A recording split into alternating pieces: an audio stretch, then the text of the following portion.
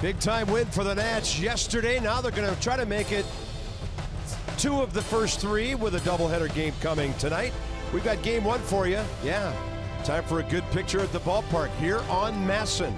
Nats and the Mets, 77 wins for our ball club, and 25 of them since the All-Star break, second only to the Dodgers and the Cubs. So the Nats keep patching things together. Dusty's doing a remarkable job, and they just keep on winning no matter who's in that lineup like yesterday. You see the Marlins are creeping. It's 4.5 games back of the wild card, but the Nats have done it all season long. But the bench guys have kept it going. The irregulars, as I call them. You have regular players and irregulars, and the guys that have been filling in, doing a nice job of keeping the momentum that the starters created. Not an easy thing to be 27 games over 500, 12.5 games up in your division. But whoever Dusty Baker has plugged in, whether it's Michael A. Taylor, whether it's Wilmer Defoe providing energy yesterday, scoring on the wild pitch, hustling down to first base. Adrian Sanchez with maybe his best game as a big leaguer yesterday, the diving play. He scared all of us to death when he got hit in the chest right here on a 96-mile-an-hour fastball. That could have been deadly. You weren't wondering, is he going to be okay to stay in the game? You were just wondering if he's going to be okay, period. And he gets back up, gets a base hit. I mean, it's just par for the course with whoever Dusty Baker puts in the lineup gets the job done. Adrian Sanchez spent the night in the hospital, got some tests. Glad to report that he's okay. So Michael A. Taylor leading the way with 3 hits, the assist yesterday. So it's the blue and orange against the Nats. Players weekend coming to a close. It's been a lot of fun. A W today would make it really great.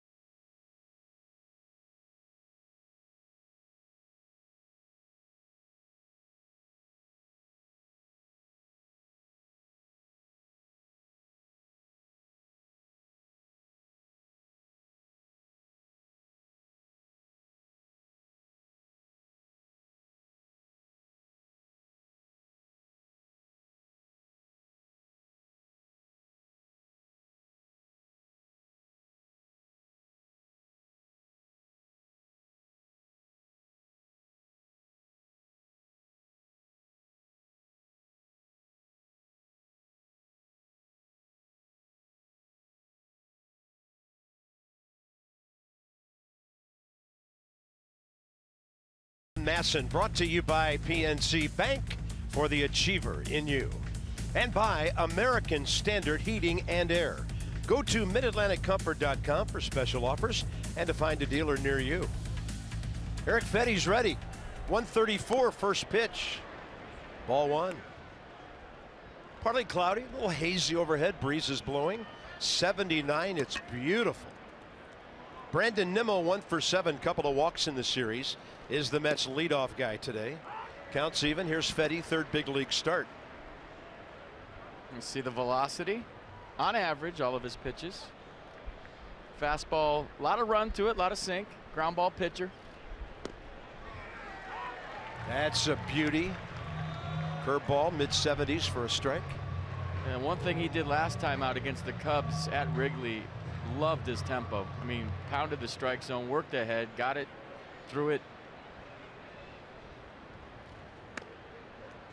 Kept his defense engaged, and he was impressive. First time the Mets see him in person. Brandon Nimmo at 250.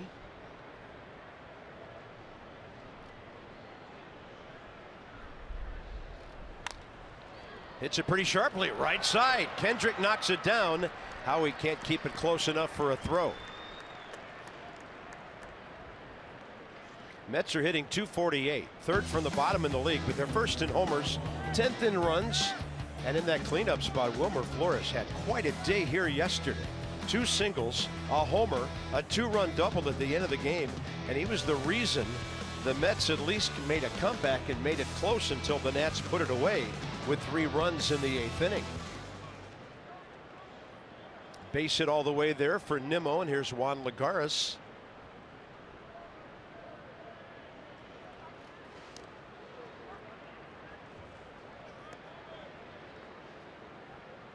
NIMMO 1 stolen base, and LAGARES' numbers in this series: 3 hits, couple of RBIs, 2 steals, .313 career for JUAN LAGARES at Nationals Park.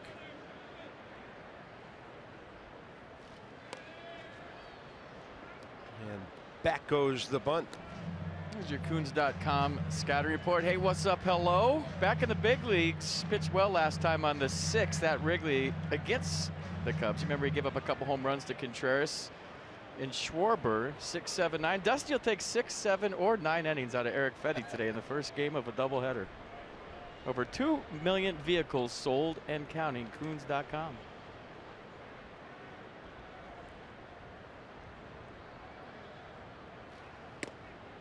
Fastball just up and in.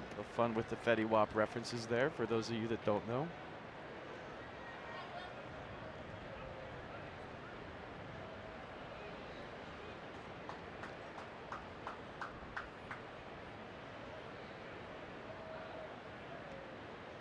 Short lead by NIMMO. Oh, and that is right in the middle of the back on JUAN LAGARES.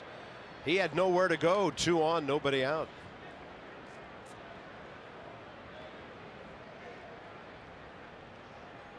The sinker that just got away. Watch this on the side of it, and look at all that run right in the kidney. Ouch.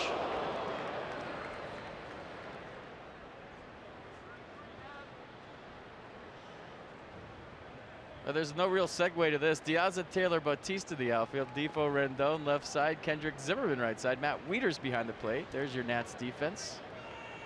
Good to see Ryan back out there today. And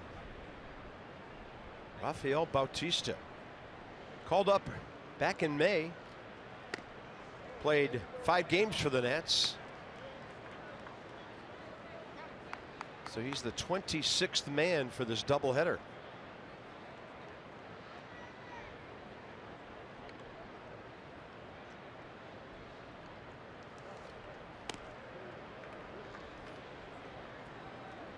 Andy Fletcher has the plate. 19-year veteran. Crew chief Bill Welke's over at third, across from Ramon De Jesus, one of the call-up umpires, and Nick Lentz at second. They'll have a different configuration because Andy Fletcher will have this evening off. Doubleheader day, when you have the plate, you get the other game off.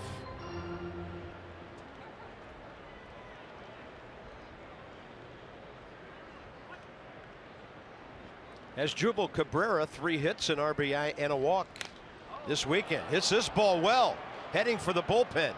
Just like that, 3 on the board for the Mets. Cabrera's 10th of the year.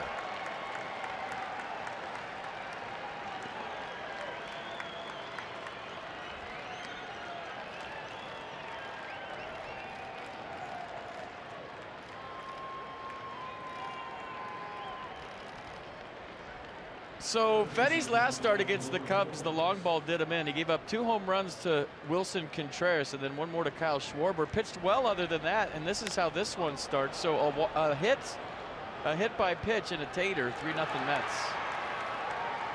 Yeah, Eric Fetty now 4 home runs given up in just over 10 innings as a big leaguer. So here's WILMER Flores, he of the great weekend so far. 1 ball, 1 strike. Asdrubal Cabrera now hitting in his last 11 road games almost .360 with that home run. No doubter to right. Well, sinkers with adrenaline have a tendency to be up, and he is fighting that right now, trying to get that thing down. That was a good pitch.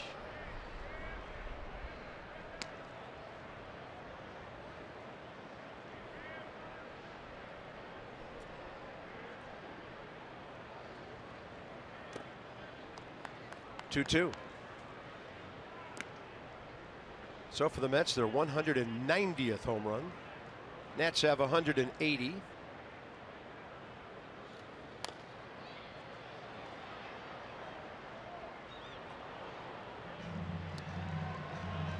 Inside the numbers, brought to you by Jeep. So the Nats down to number 6 in the league. Not a whole lot of power. Hit 3 on the entire road trip.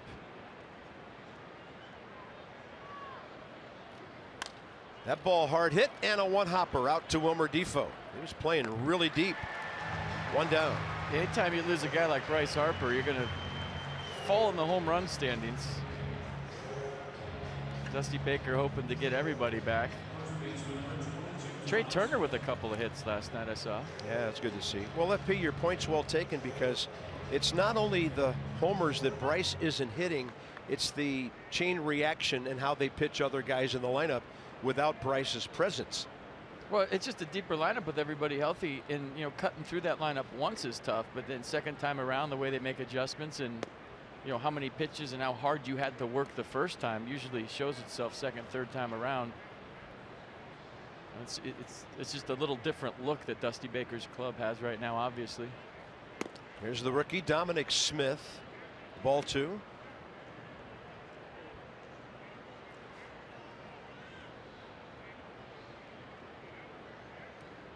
He was on the bench yesterday, so that 1 for 3 with an RBI from Friday evening. 9 for 49 in 15 games as a major leaguer.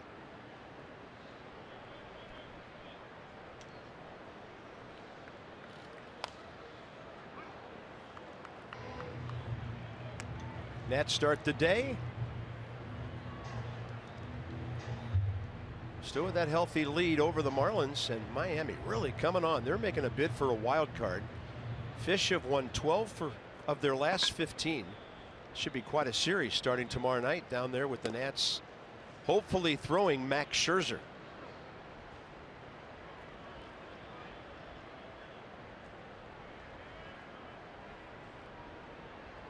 (3-2) with 1 out. Right side, Howie Kendrick getting his body behind that one. Couple of ground ball outs now.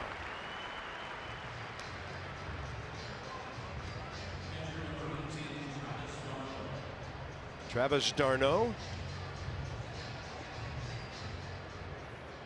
Pinch hit yesterday, and after starting Friday night, he's 1 for 5 this weekend.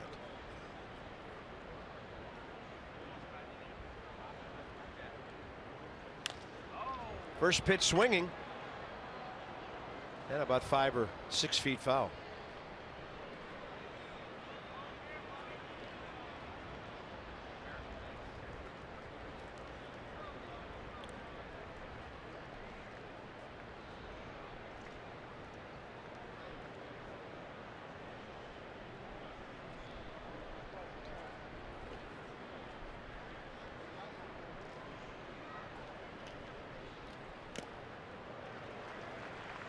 See Zach Davies pitch for the Brewers last night. Pitched a gem against the Dodgers. His nickname was Bat Boy.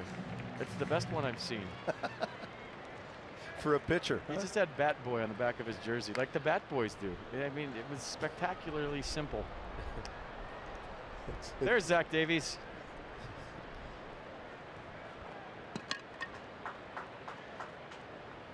Yeah, I mean, he looks young, but I just thought it was very clever. This ball hit pretty well out to right. It's going to back up Bautista. In short of the track, he has it. So 3 in a row retired after the Cabrera 3-run homer.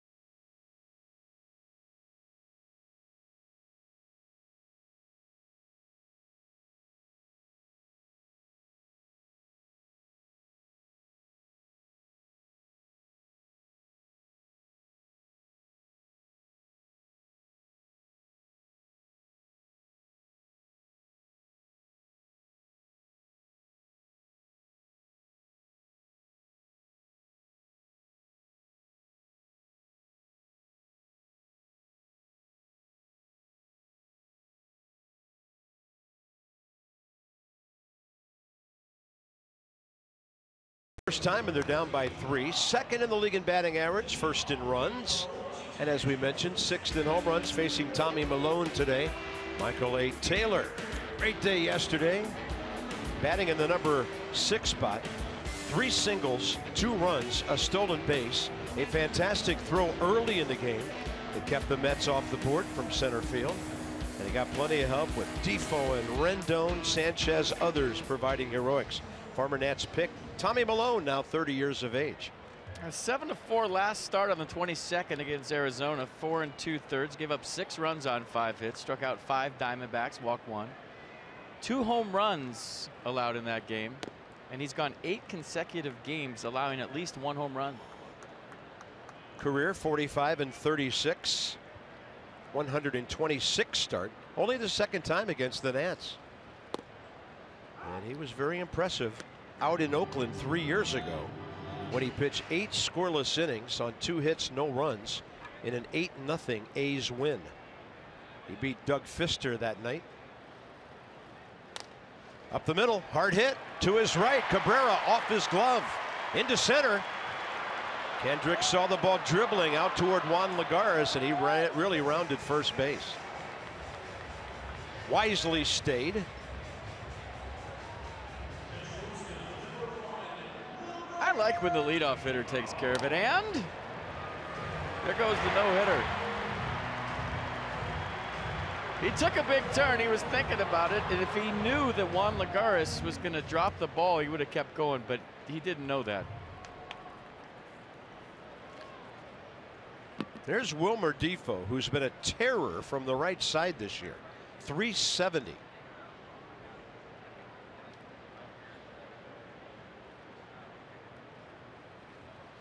He's going to try to bunt for a hit. Too close to the mound. Milone almost threw it away, and the rookie Dominic Smith kept the Nats from maybe having runners at 2nd and 3rd. They'll give him a sacrifice.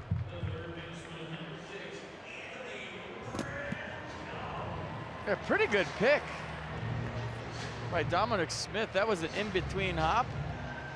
As Jubal Cabrera was hustling to back it up, so I don't know how far the runners would have advanced, but a nice play by the Mets first baseman. Good bunt. Anthony Rendon, 315 his last 45 games. And this weekend, couple of hits, an RBI, a walk.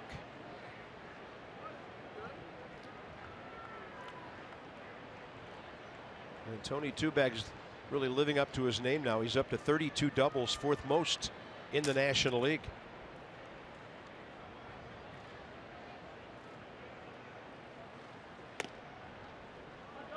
Defense for the Mets. Reynolds, LAGARES, NIMMO the outfield. Rosario, Flores left side. Cabrera, Smith right side. And Travis, Little D. Darno behind the plate.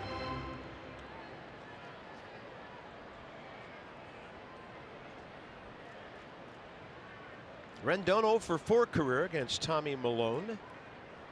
4 guys in the Nats lineup today have faced him, including Howie Kendrick, who's now 11 for 30 against the lefty. Matt Wieters and Alejandro De Aza have also faced Milone.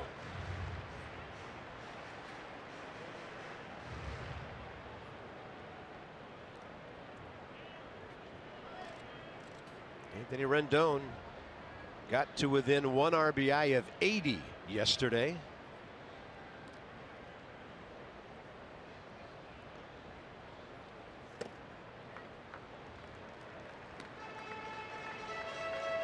Here's a scouting report on Tommy Milone. Mayday, coming off his first start since May 21st. He was on the DL with a left knee strain, and everybody knows his name. He homered on the first pitch he saw as a major league player right here in Nats Park on September 3rd. 2011. That was against the Mets and Dylan G. Over 2 million vehicles sold and counting. Big rip by Rendon against Tommaso Anthony Milone. I just had to check to see if his middle name was Sam. Was Sam a starter or a reliever for the Red Sox? I can't remember. I think he was a reliever, right? He had a lot of time on his hands to work a second job, I'll tell you that. Did well off the field. 2 balls, 2 strikes with 1 out.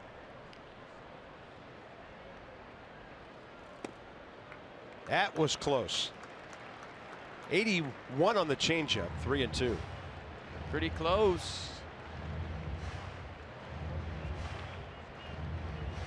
That could have gone either way. Split the outside corner with it. I'm waiting for 1-1 to go either way.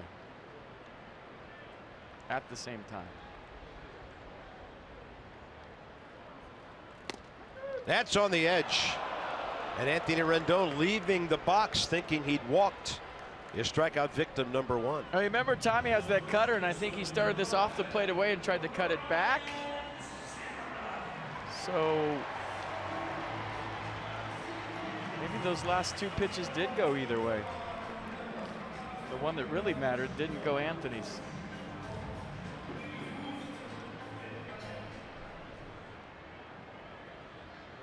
Good to see Ryan Zimmerman in there for his first at bat of the weekend.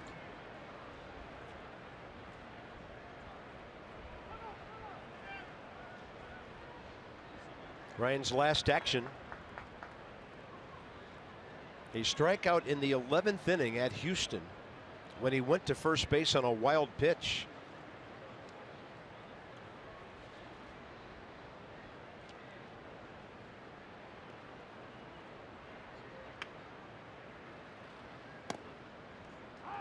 Tommy Milone right now owning that outside edge. Mercedes-Benz on the pitch cast.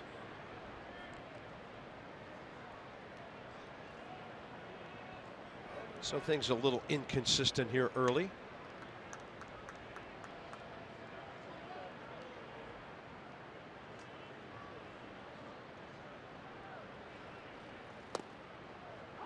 He's going to get a call on the other side of the plate now, and Ryan Zimmerman did a half spin and walked away.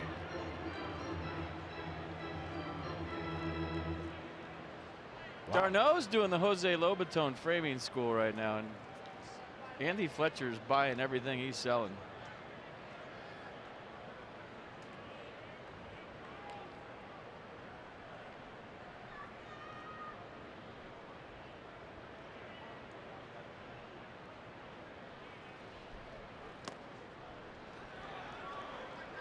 First game of a doubleheader, probably going to be a little bigger zone than normal, you'd think. Not like it's 100 degrees though. Maybe he's just trying to get a feel for things.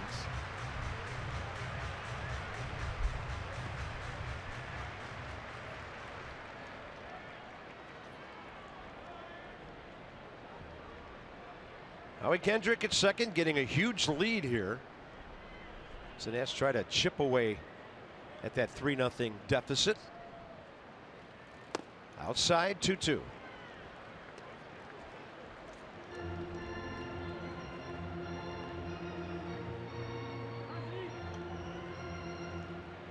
Yeah, Wieters up to the number 5 spot today.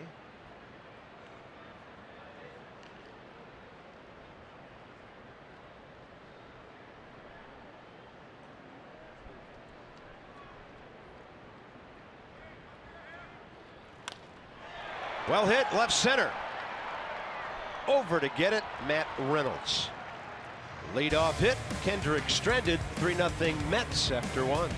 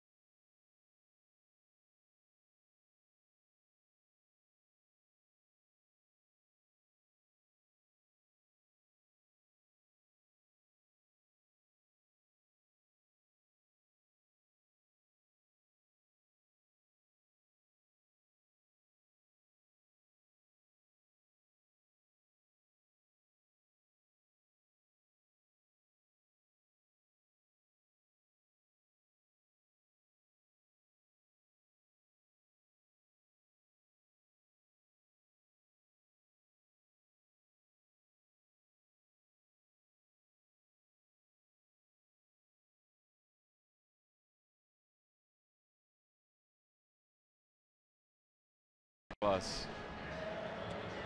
3-0 as we go to the top of the second inning. Nats Pass returns for the final month of the regular season, offering fans all 13 September home games for $65. Enjoy big matchups against the Phillies, Braves, Dodgers coming into town. Pirates are also going to cruise in here. Visit nationals.com/NatsPass today. Did you see what's going on in Houston today? It's rough. They're just right there, and it's underwater. Yeah, our thoughts, prayers, hopes for safety for everybody down there. Astros in Anaheim supposed to come back and play tomorrow night, but that looks highly doubtful. Here's Amed Rosario, the Mets rookie, 0 for his last 12 as a big leaguer, hitting .236. Yeah, freeway we just drove down about 3 days ago has water cascading over it.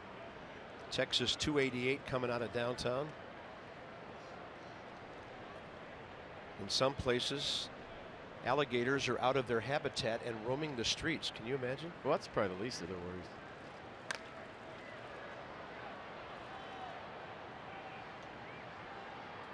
Stay with WUSA 9 tonight at 7. It's 60 minutes.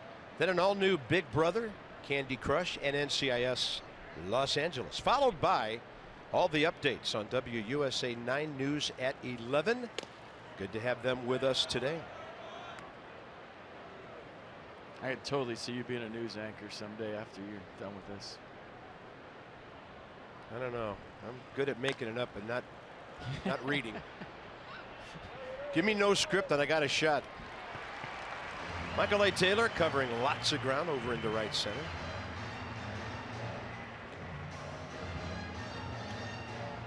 Actually did an audition for that about 15, 16 years ago when I was, as we say, in between jobs. And I don't know, the whole fire, crime, arson thing wasn't as good as home runs, double plays, and runners going on 3 and 2.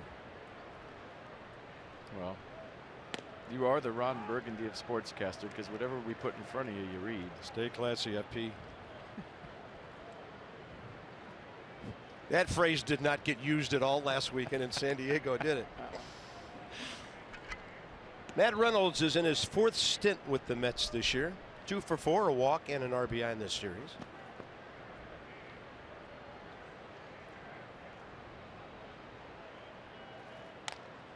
Inside out swing, and that's going to drop into right field. Mets starting the game against Eric Fetty. 3 for 7 with a hit batter. And now comes Tommy Milone, whose first swing in this ballpark was historic.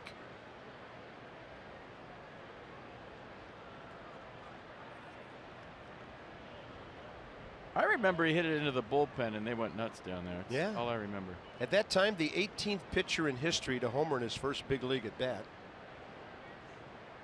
He's not going to homer out of that stance, Bob. I don't think it's got a shot to carry, squaring around like that. He has not hit a home run since. Of course, most of his time with Oakland in the American League.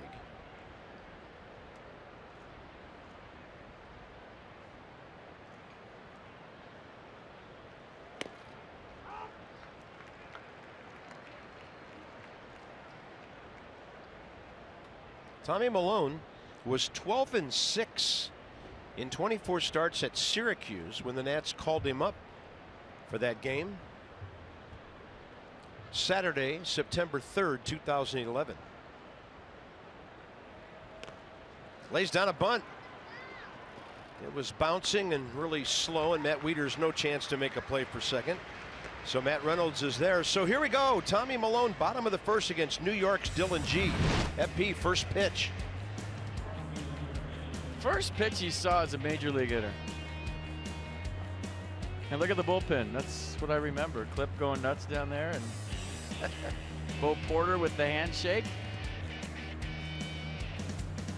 That capped off a 4-run second inning.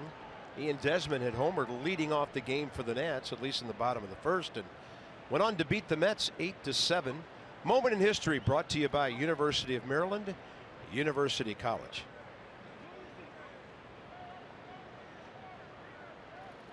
Only one pitcher since then has homered in this big league debut. Dodgers' Kenta Maeda April 6th of last year.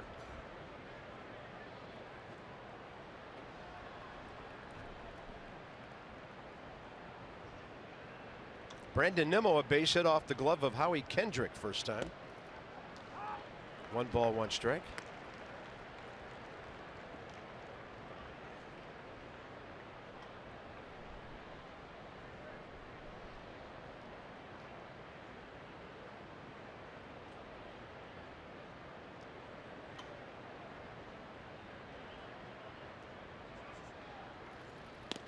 That's a good heater.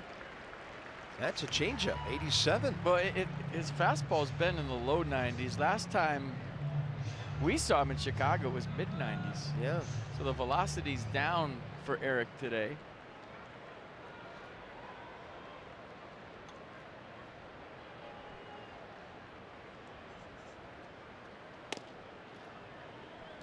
As a hitter, your opinion of what the miles per hour cutoff needs to be between the fastball and the changeup? Is there a magical number in between? No, you just have to make me respect your fastball enough where I have to get going early to hit it.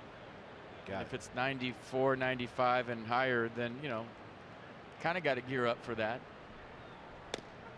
Got to get him on the outside edge with 91. Tommy Malone after the sacrifice, and Nimmo struck out Eric Fedde, a scoreless inning number 2.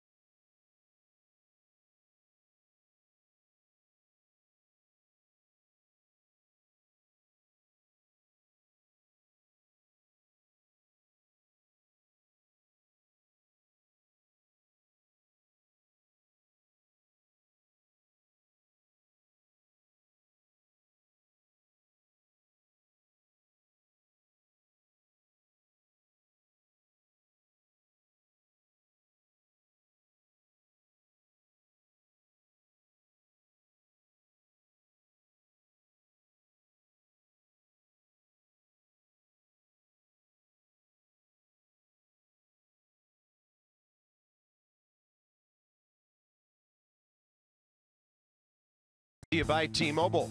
This kid Rhys Hoskins, now we're kind of looking forward to seeing him when the Nats next play the Phils. Keeps on slugging away. 10 and 22 in his last 13 games. Garrett Cole spearheading a 1-0 shutout of the Reds yesterday. And Tommy Pham, St. Louis tied it with 2 in the 9th. Then he walked off the Tampa Bay Rays. And Tommy Pham was wearing a pair of spikes that were designed for him by 2 young baseball fans who are battling cancer. Great feel-good story there. And Tommy Pham has kind of come out of nowhere to become a rising star for that ball club.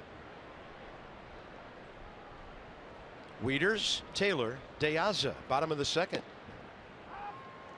Rhys Hoskins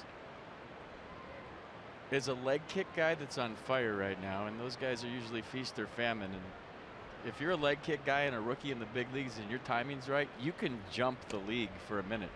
Yeah. We'll see how he makes adjustments, and if he can keep that leg kick thing consistent, it's just hard to believe he'll keep up that pace. League will figure him out, and then he has to readjust.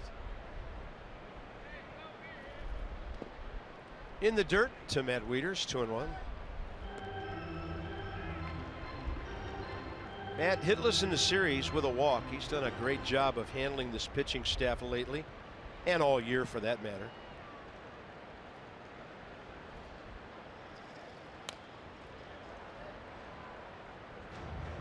Weedy.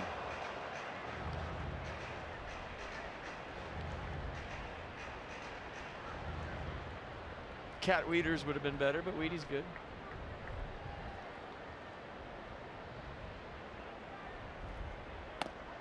That's right on the edge, and he strikes out looking. Check out Mikey T yesterday.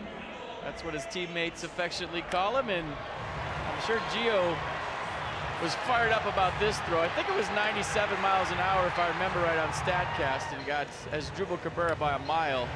And then a 3-hit day for Michael A. It was fun to watch him play. That's all I got.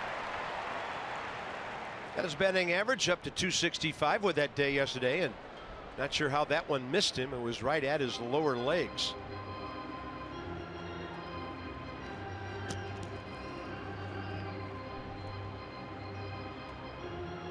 So turning an 0 for 4 Friday into a 3 for 8 for the series, with a couple of runs and a stolen base. That's a good changeup. Inside the Numbers brought to you by G. We're not the ones unsinging them, but the rest of the league maybe doesn't know a whole lot about the last two guys. Michael A. Taylor, good reputation around baseball now. Wilmer Defoe, people really finding out about him. And Adrian Sanchez, a very courageous day yesterday, and we're so glad that he's okay, because FP, you were talking before the game about a minor leaguer who had a similar hit by pitch experience yesterday, and it's not going real well. Brewers minor leaguer was hit in the chest, and they had to perform CPR on him at home plate. He's in critical but stable condition. And that was our biggest fear yesterday when Adrian was laying there in the dirt. He got hit right in the heart.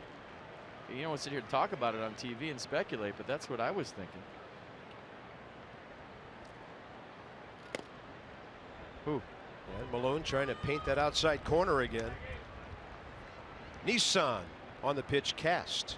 Tried to backdoor the cutter.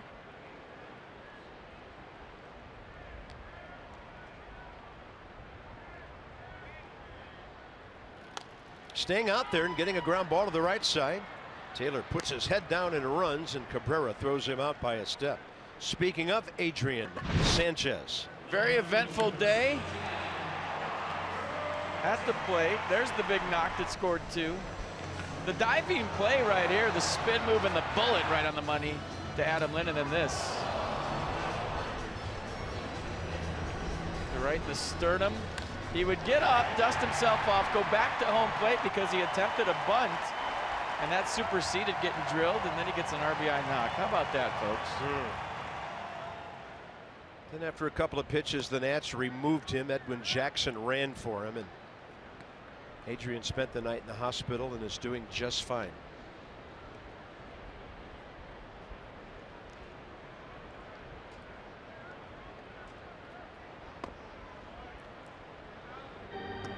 (2-0) to Alejandro De Aza. In this series, 0 for 3, 1 for 18 in 7 games as a Nat.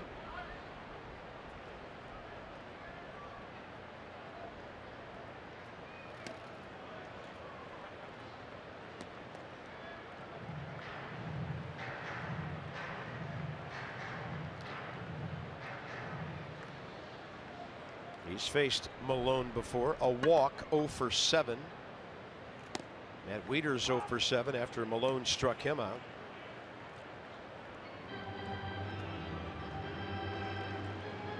Rafael Bautista, 9 big league plate appearances under his belt.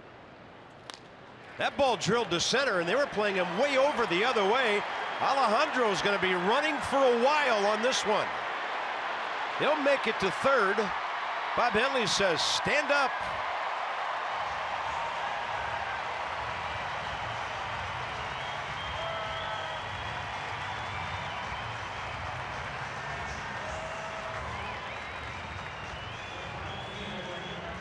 A fastball right down the middle, and he's a good low ball hitter. Obviously drives this one to the gap, and the only question was, is he stopping at second or cruising into third? He had a little hesitation around the base at second. Should I stay or should I go? Watch right. Well, maybe not. I saw that wrong live. Saw that long stride before he touched the base. Thought he was thinking about stopping. Didn't. Stand up triple, and now they're pitching to Rafael Bautista. Yeah, 1 for 8 as a big leaguer with a walk. He got that first big league hit at Philadelphia. He was called up April 29th when Adam Eaton went on the DL. And recalled today. 266 in 50 minor league games this year. He can fly.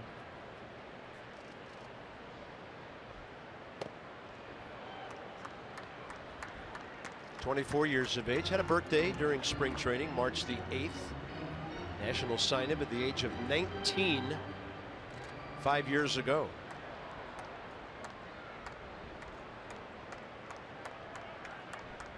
Target way out there. And then d'Arnaud kind of leaned his body in with the mitt, trying to frame strike 3.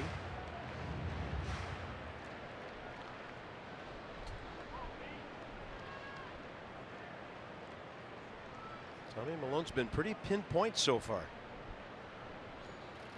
And Bautista pops it up on the infield. As Drupal Cabrera. Nats have a hit in each inning so far. They've stranded 2, trailing 3-0.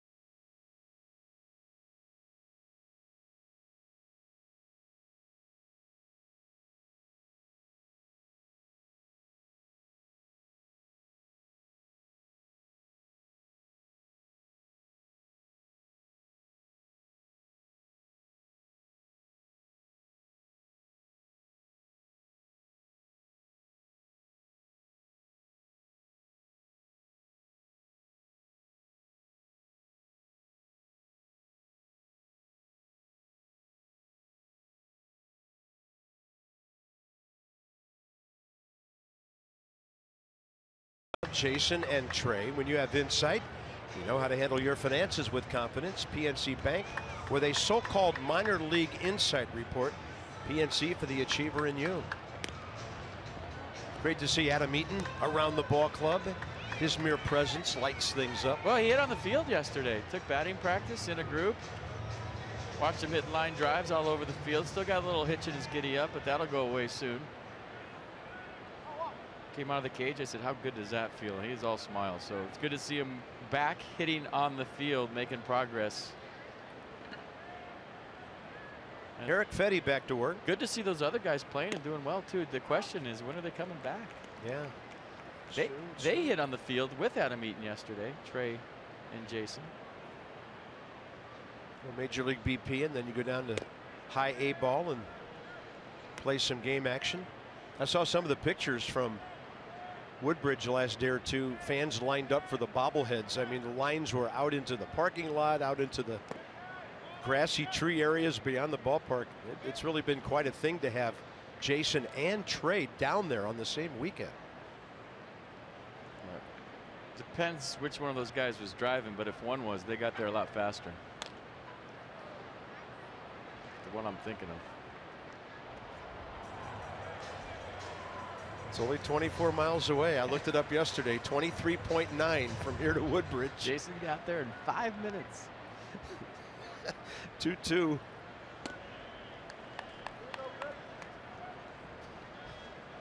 Trey was buckled in, strapped in, helmet on.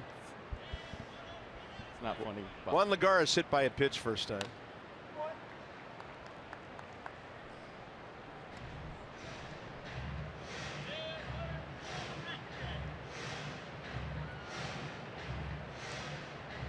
So at 50 pitches already, 28 in the first inning, 16 in the second. 3-2 and a ground ball right side for Howie Kendrick.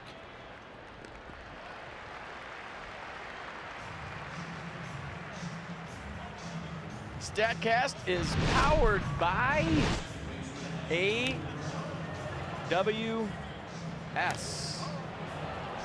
There you go, 372 feet, 99.5 miles an hour, 26 degrees. And a 3-run homer for Asdrubal in the first. Back wall of the bullpen, his 10th. He has 39 RBIs. And Cabrera now 4 for 9 in this series. Fetty starts him off with a curveball.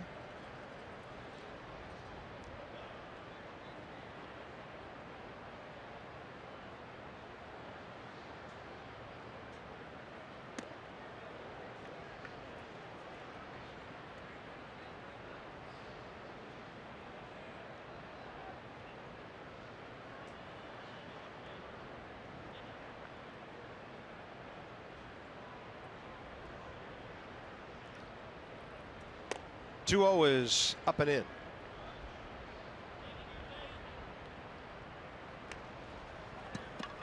Might have been a cutter at 85. Would not recommend an automatic 3-0 fastball down the middle here.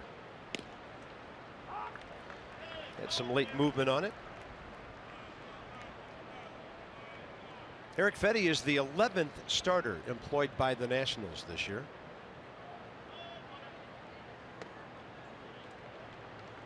So Cabrera, first walk of the game by Fetty, who was actually the 10th employed, and then Matt Grace became number 11. So next up is Wilmer Flores, who hit a ground ball to Wilmer Defoe, first time up. There's 1 or 2 that are unemployed now.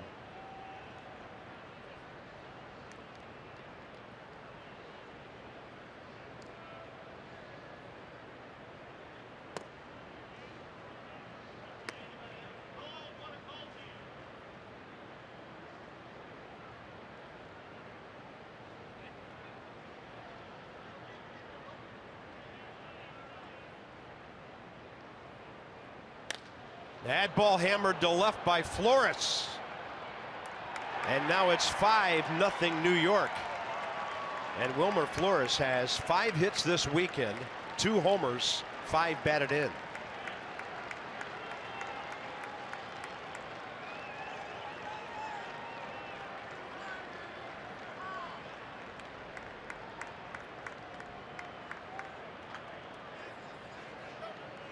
Yeah, I'm not seeing the same zip and zing and crispness on Eric Fetty's pitches that we saw last time in Chicago.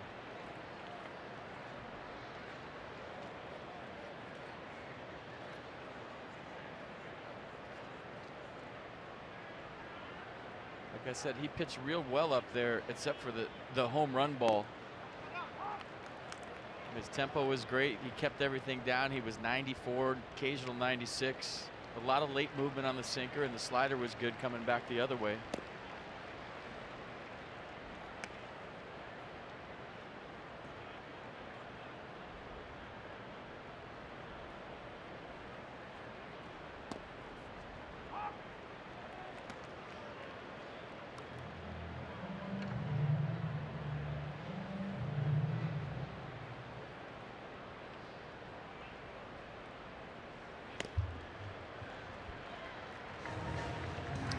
Two down in the inning, and that's strikeout number 2.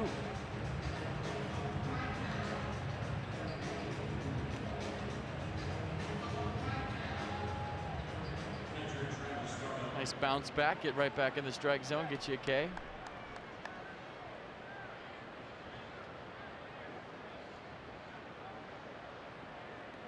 There's Travis d'Arnaud, fly ball to right first time. Fly ball to right this time. Will it stay in? No.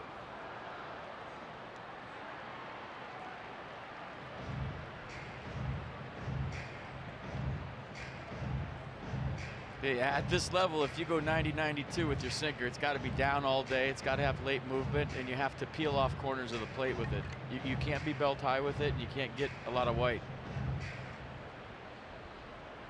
You know, you get away with mistakes if you're mid to upper 90s, but you know, when you're low 90s, you have to hit your spots and keep them off balance like that. Started that off the plate, that shaved the outside corner. It's a perfect pitch.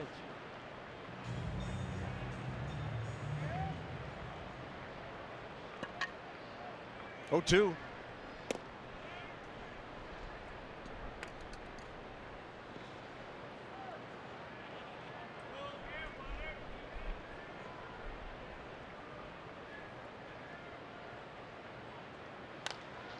This one in the air to right center will back up Bautista just a bit.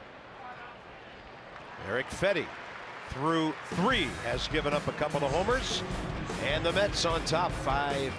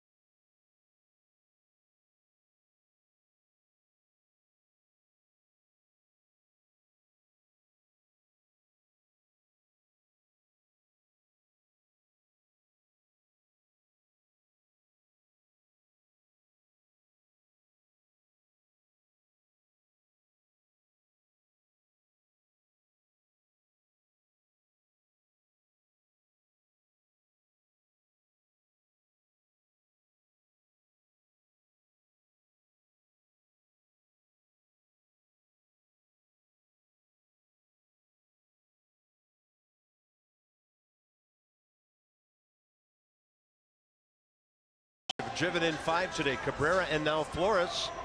Join us as seniors stroll the bases after the game on Wednesday. Nats Marlins 4:05. That's Wednesday, August 30th. Fans 60 and over can enjoy discounted tickets, a concession credit, and the chance to stroll the bases after the game. So for info and tickets, visit nationals.com/special tickets. Marlins in here tomorrow for 3.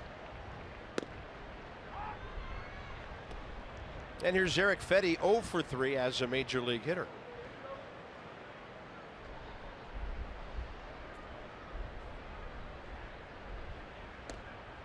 Curveball in there.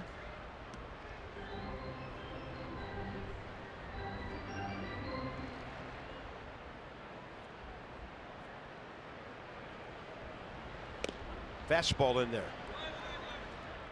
Strikeout number 3 for Tommy Milone, all taken, 3rd strikes. First time around, the Nats go 2 for 8 with a Kendrick single, a Deaza triple, and a Defoe sacrifice. So here's Howie, who's now 11 for 30 career against Tommy Milone.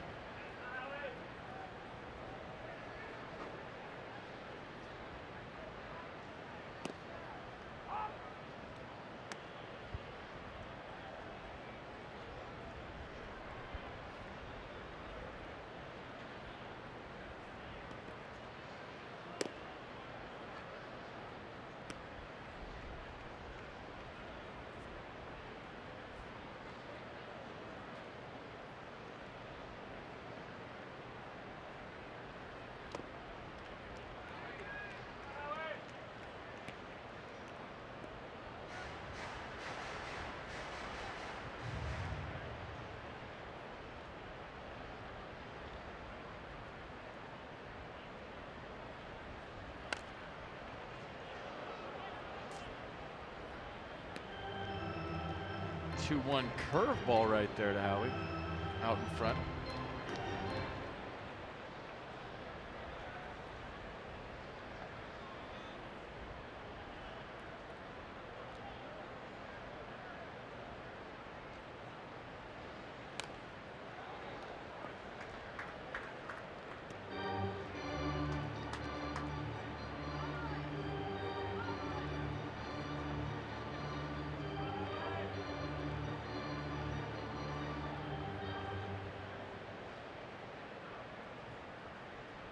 2-2. Yeah, that's the pitch you got to stay on with 2 strikes. It looks like he's starting that cutter off the plate away and try to bring it back late.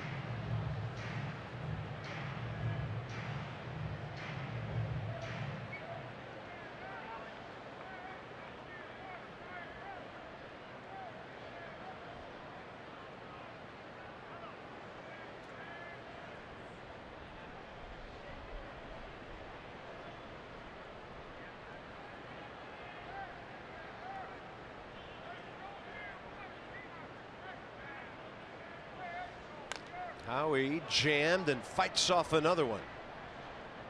And Darno went curveball. He shook. Then he went changeup. He shook. Then he went cutter away, or cutter in, cutter away, and they settled on fastball in. The 5th choice. And another taken strike 3 from Tommy Milone. I mean, that's starting way off the plate and coming back late. I mean, you give up on it if you're a hitter. Watch where this pitch starts and watch where it ends up. So the cut fastball at 88 starts off the plate away and then just kind of sneaks back into the zone late. 8 pitches in that matchup, and here's Wilmer Defoe, sacrifice bunt, first time.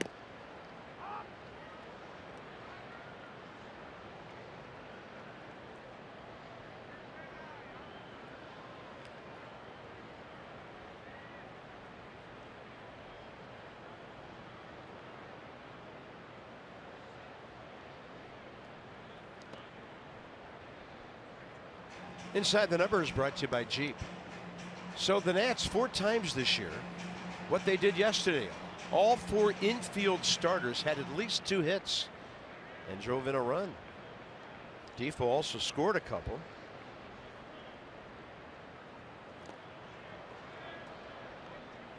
Rendon was batting 30, had 2 hits and RBI. Adam Lind, another 2 for 4 RBI day. And then Sanchez, who had 2 for 4 and batted in 3. Well, I would imagine the other 3 times were Rendon, Turner, Murphy, and Zimmerman. Those are 4 pretty good hitters. And Tommy Milone on a 1-2 close, and he took a bit of a look in after that call. Name me a team that has a more offensive infield, period, when they're all healthy. Rockies? I mean, no, because Charlie Blackman center field. Trevor Story is LeMahieu. Mark Reynolds, yeah. Okay, third's not bad. Keeping the ball down and away, and Tommy Milone strikes out the side in the bottom of the 3rd. He's got some run support, and he's pitching well.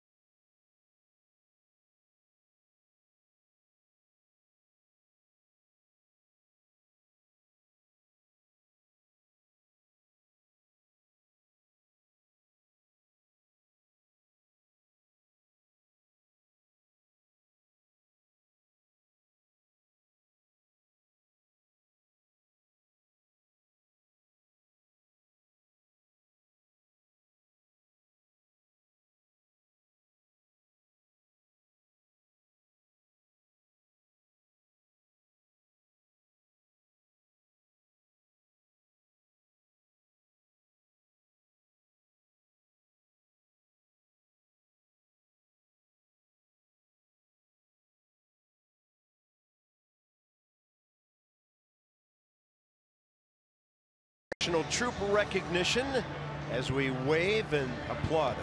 our wounded warriors, our servicemen and women, their families. It's all brought to you by DynCorp International. We serve today for a better tomorrow. Dusty's been there, done that. So here we go, middle innings. Eric Fetty's at 66 pitches, 40 strikes, facing the bottom three for the Mets. First time up, Rosario, fly ball to right center. Michael A. Taylor caught up with it. And that's a curveball on the front door for a strike.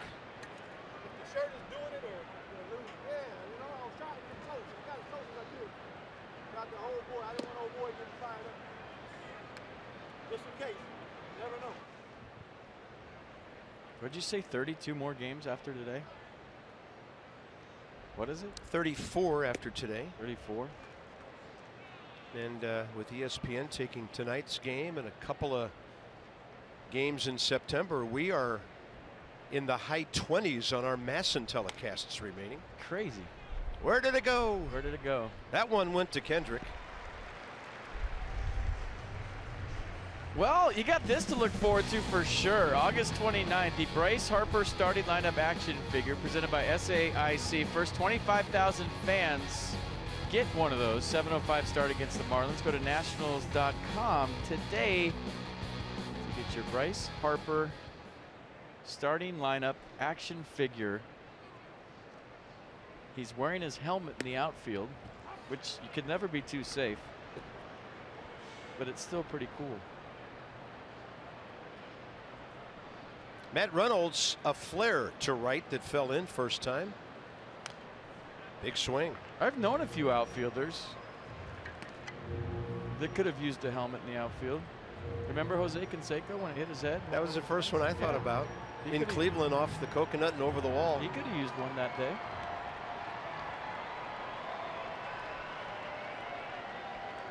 Oh, 2. That's a called third strike. Eric Fetty. A couple of good heaters here lately. Nissan on the pitch cast.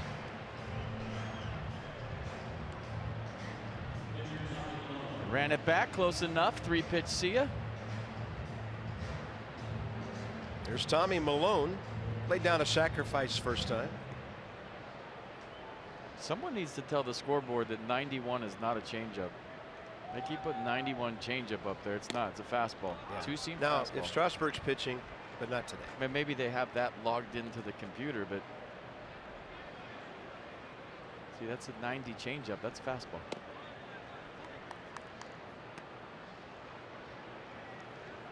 Because there's people down there that are saying, boy, this Eric Fetty throws a lot of changeups. You just be coming to a game for the first time. Yeah.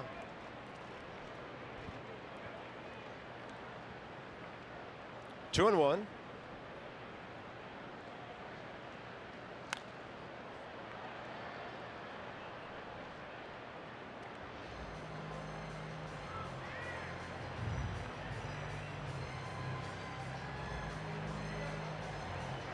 Tommy Milone didn't make it long enough to get a decision that night, his big league debut. He went 4 1/3 through 74 pitches. The Mets started making some noise against him in the middle innings, and eventually, as I said earlier, won the game, and Sean Burnett got the win. Swing and a miss. 2 Ks in the fourth, 3 in the game, and the fourth inning of Nationals baseball. Brought to you by the all-wheel drive RAV4 Toyota. What drives you? Visit buyatoyota.com for great deals. Niagara Falls, check it out. Beautiful there.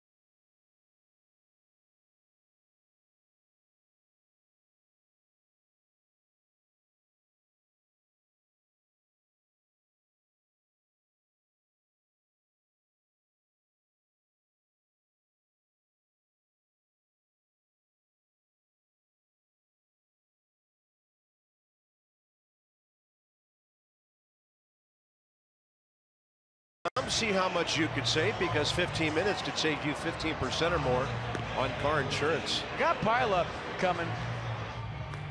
It's been a while since we've had one. Trust me. Here it is. Nice.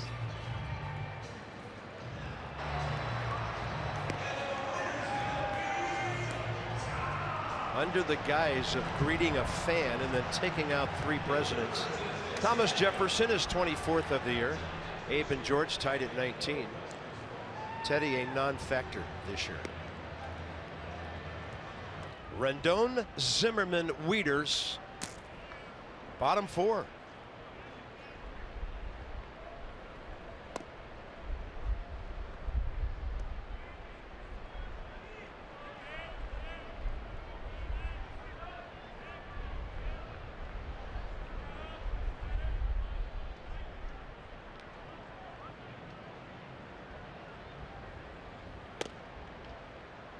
Two and 0.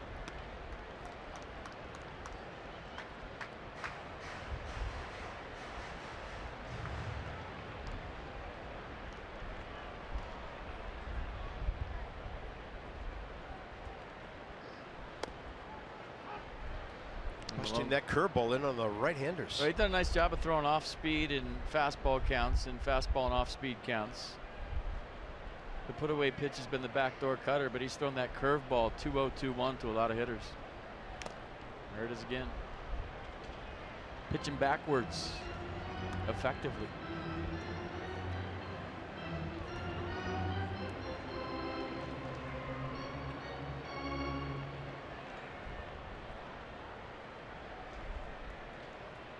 And this is where he's gone to the fastball away and tried to bring it back. There it is. Stays out there, 3 and 2.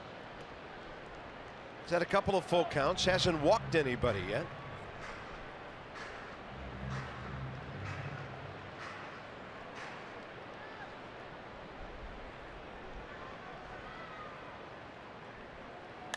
Up the middle, and Tommy Milone catches it cleanly.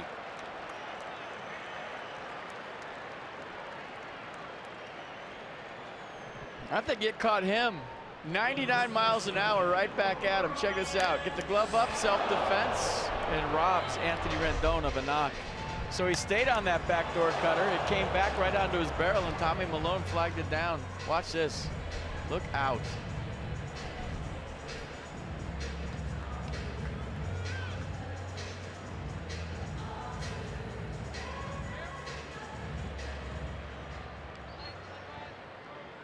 Ryan Zimmerman lined out to left center first time.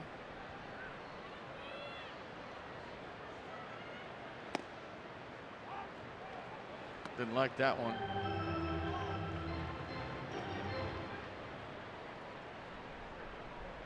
You know, you can talk to each other as teammates. Your hitting coach can tell you, hey, stay on that cutter away. But your eyes tell you different. Your eyes tell you it's a ball out of his hand. And you could talk about it in the dugout. Everybody could say, hey, stay on it. Don't give up on that cutter away. And it just doesn't look like a strike until it's too late.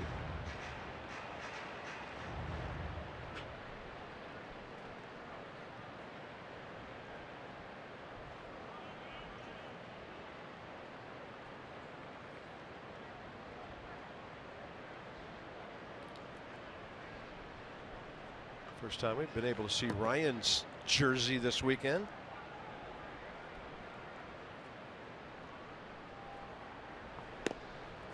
There it is again. I always wondered if it was, do you stop at 1M or do you go 2Ms? But apparently you got to stop at 1. I go 1 in my scorecard every day, just like that. Yeah, I've been doing that for probably all but his first year because I was losing so much ink. Left side, Rosario. Sidearm whip over to first, 2 down. Is there was ink expensive back then? Really expensive. For those of us who use ink, some use pencil and have a big eraser. Nats Road ahead, driven by your local Chevy dealers. Visit ChevyFirst.com. So tonight, Tanner Roark and Seth Lugo. We're hoping Max Scherzer tomorrow night.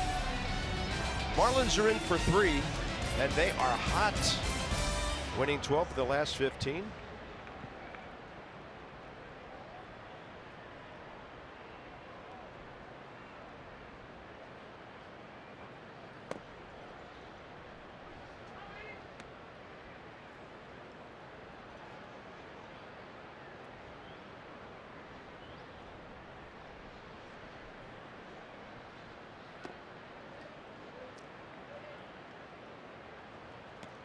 No homers by Giancarlo so far today.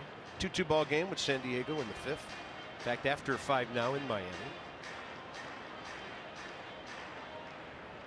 Matt Wieters 2-0. Out of play.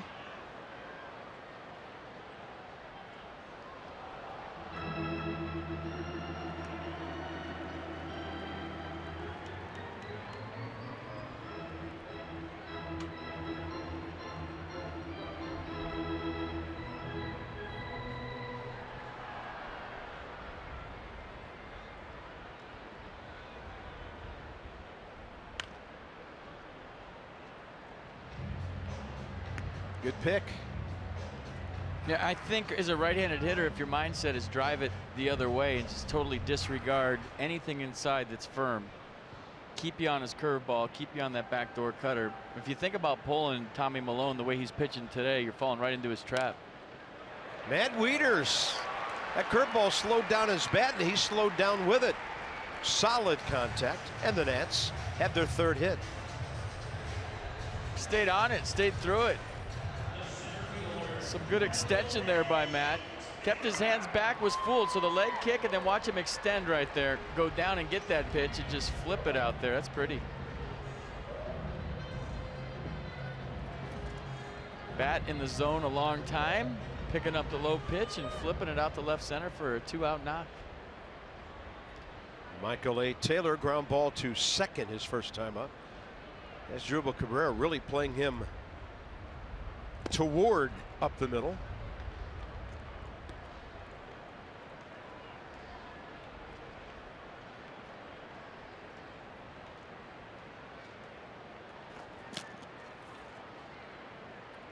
Right fielder Brandon Nimmo just took about 8 steps toward the gap after the first pitch. And the curveball, 2-0.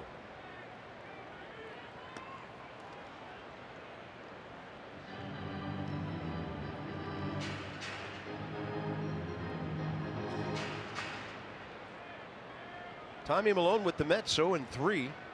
4 starts with a 10.26 ERA. You wouldn't know it today. Opponent's batting average was .324.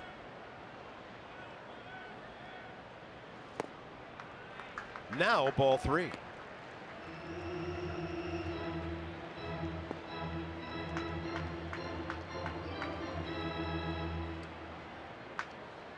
Well, it might be a green light situation, even though you're down by 5, to try to jump back into this quick strike style.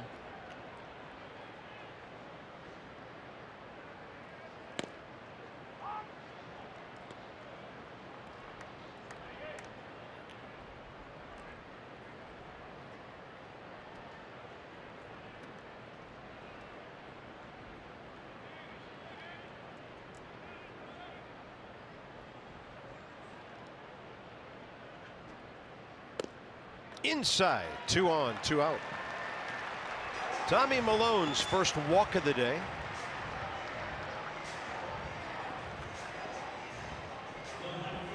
Alejandro De Aza, triple, almost straightaway center last time when they were playing him well over toward the left gap. Well, he's the only lefty in the lineup today, so he doesn't have to worry about that backdoor cutter that's been so effective against the righties. The pitch he hit was a cutter that started in and ran right down the middle of the plate. He drove it the other way, so maybe you have an advantage today if you're left-handed.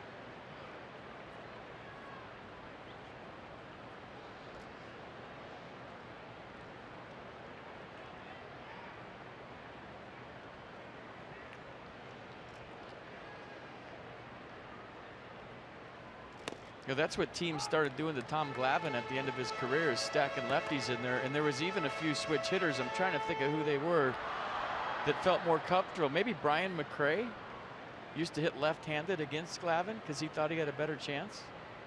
Yeah, you're right. Remember that. 0-1, target outer half. And De Aza hits a two-hopper over to the right side for Dominic Smith. Nationals have stranded 4 base runners. To the 5th we go. It's all Mets.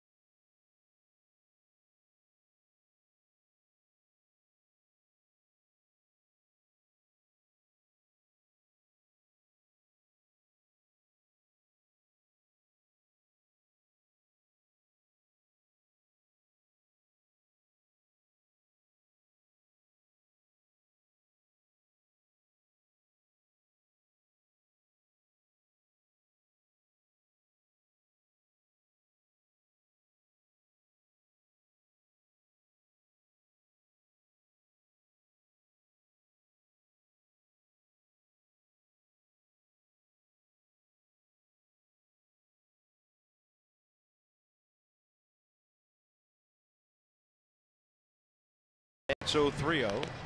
Commemorate the inaugural Players Weekend we're enjoying at MLBshop.com. Limited edition Nationals jerseys and t-shirts featuring player-picked nicknames. Wear the gear the players are wearing this weekend. Available while supplies last. MLBshop.com.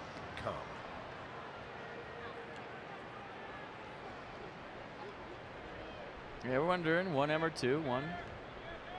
And my family is his dedication on his right sleeve. And a special family it is.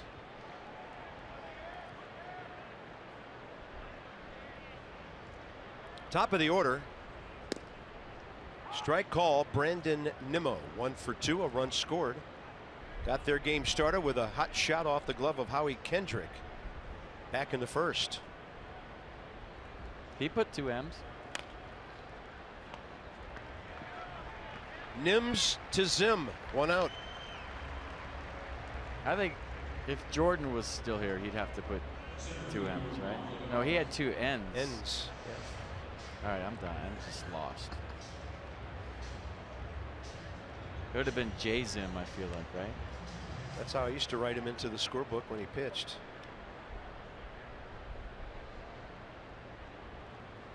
That guy was a gamer, as in that. Hasn't had the success in Detroit, but love the mirror.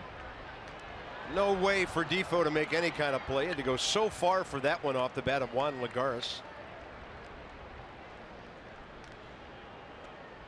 And here comes that guy again, as Asdrubal Cabrera. Yeah, but how about a little something for the effort? Look at Wilmer playing hard. Way up the middle, ranging far to his left. I'll tell you what, I'll put his range up against any shortstop's range in the big leagues. Either way, you know, sometimes guys are better to their right, sometimes guys are better to their left.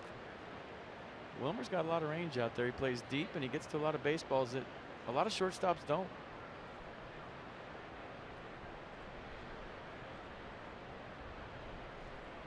I think his UZR is right up there with the top shortstops in baseball, if I'm not mistaken. It's a defensive rating.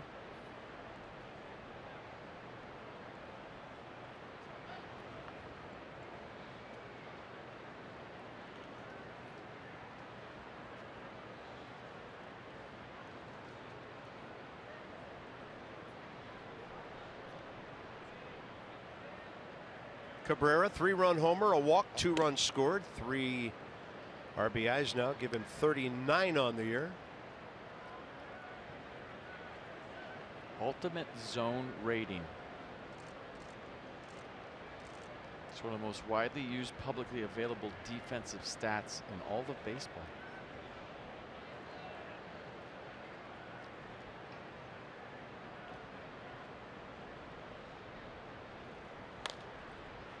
This one hanging up out there in left field for Diaza. 2 down here in the 5th. Eric Fetty due to bat second, bottom of this inning. But that's it, trying to finish strong. Guys are moving around in the bullpen. Nobody has started throwing. So the UZR takes in the amount of runs above average and outfielder saves with their arm. So high UZR for Michael A. Taylor, right? Double play runs, the amount of runs above average infielder is by turning double plays. Range runs, is he Ozzie Smith or Adam Dunn, it says right here. And then error runs, does the player commit more errors or fewer errors compared with the league average? So you crunch all those in together and you come up with a defensive rating, I guess. UZR. And on offense, it's WAR. Saw a note today that Anthony Rendon is #1 in baseball by a wide margin. On Fangraphs, he is. I think Fangraphs, with their WAR, loves the walk to strikeout ratio, and then they take into account defense too. And now my head's gonna explode.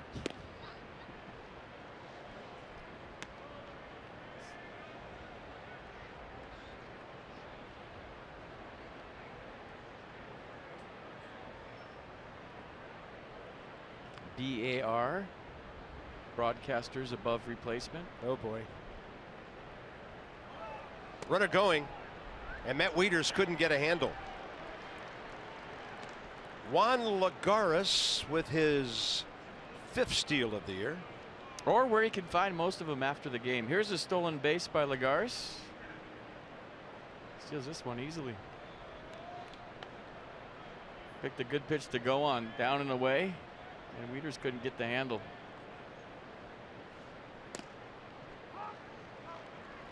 Two and two now. Pardon me, that was strike 1. Our buddy Keith is so quick over there with the balls and strikes. And he jammed him to his left. Defoe. Nicely done. Gets playing some shortstop. Working hard. Energy for the Nats. And Eric Fetty puts up another 0.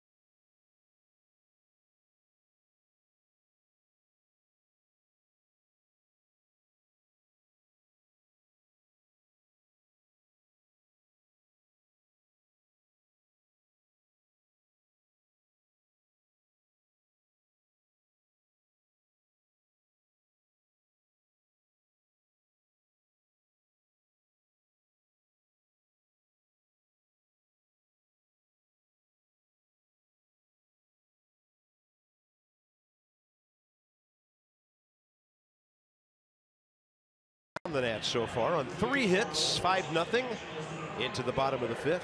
Some PNC numbers for you as we look at the season series. Nats 10 out of 14, 4-3 here, averaging between 6 and 7 runs a game. Batting average would lead the league, 280. Home runs pretty close. Mets are a home run hitting club. Starters ERA, no comparison. Bautista, Fedde, Kendrick. Nobody throwing in the Nats bullpen. Eric Fedde has turned his afternoon around. He's retired 8 of the last 9 Mets, and he's on deck. Bautista popped it up right side, first time.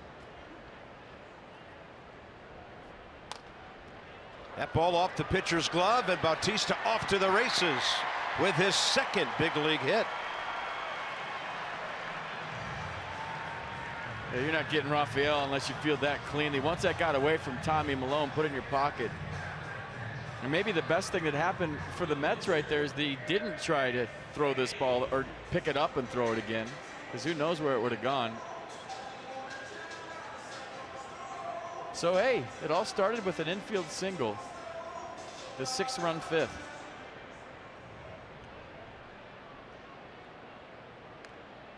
Flores on the grass at third. Cabrera ready to cover first base with Dominic Smith charging here. Fedde squares around very early and pops it up. It's going to land on the ground but spin foul. I'll tell you what, if that hit Dominic Smith's leg, that would have been fair, and that was close to hitting him in the leg. In fair territory.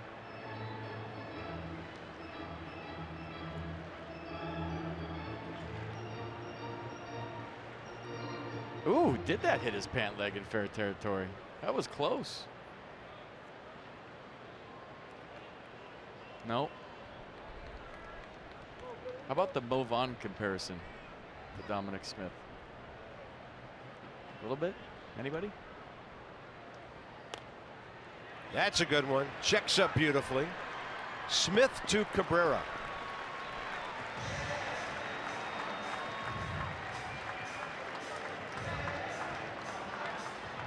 I think you're right on with that.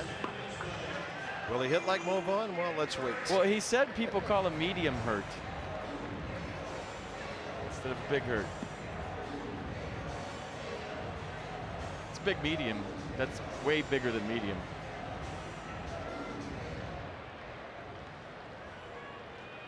Good bunt. Howie Kendrick 1 for 2. 7 career RBIs against Tommy Milone.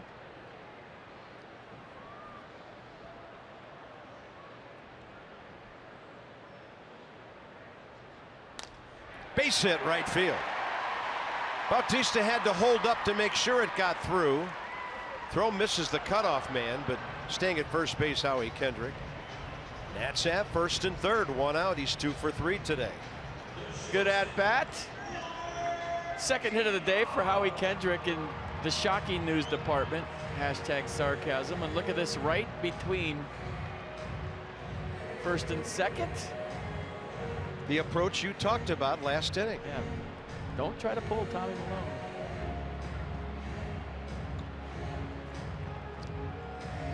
Big spot for Defoe here. Wilmer a sacrifice and a strikeout. So he has seen Tommy Milone twice. Third time around the order here.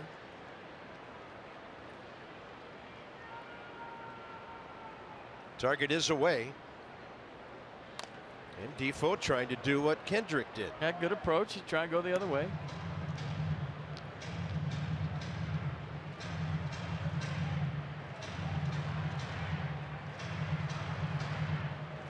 Pretty good percentage for the youngster. He has 18 runs batted in. Hansel Robles drinking out of his glove.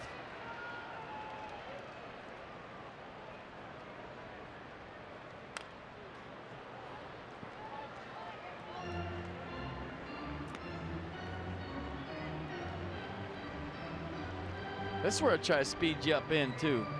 And that's the one you have to be aware of with 2 strikes, but not look for. What does that mean? Well, aware of means I'm still looking away, and I'll go emergency hack on something in and hopefully foul it off. And if I'm lucky, pull it. Here he comes.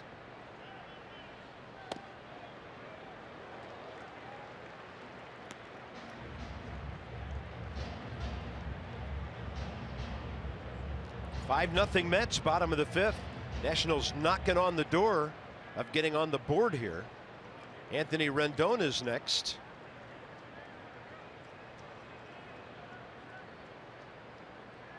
Target away now. Defoe gets a breaking ball and gets the Nats on the board. And 2 men aboard for Anthony Rendon in a 5-1 ball game. Just a good approach by Wilmer the whole at bat. He was thinking the other way, and he was still thinking the other way here. And what happens? The curveball speeds him up. His hands are inside of it, but he just catches it out in front a tad. That's enough for an RBI single. Wilmer Defoe once again, ladies and gentlemen, the spark plug, the energizer, and that's going to do it for Tommy Milone, I think. Terry Collins out, and he's taking his lefty out. Wow. Choose a winning team for your vehicle. Jiffy Lube for value and convenience. JiffyLubeDC.com. Tommy Milone on an 82 pitch limit, evidently.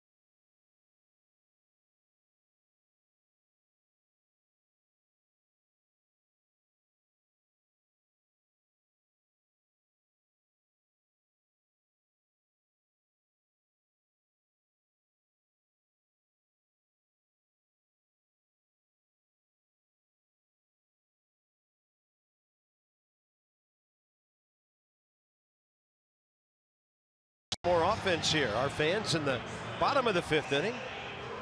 Potomac Nationals accepting deposits for full and half season ticket plans for next year.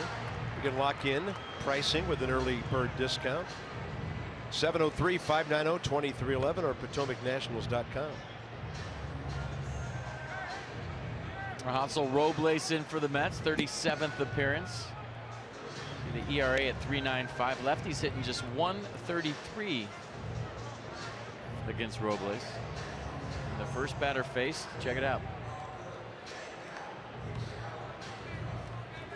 First batter in this case, Anthony Rendon, who's 1 for 5 against him with 2 runs batted in.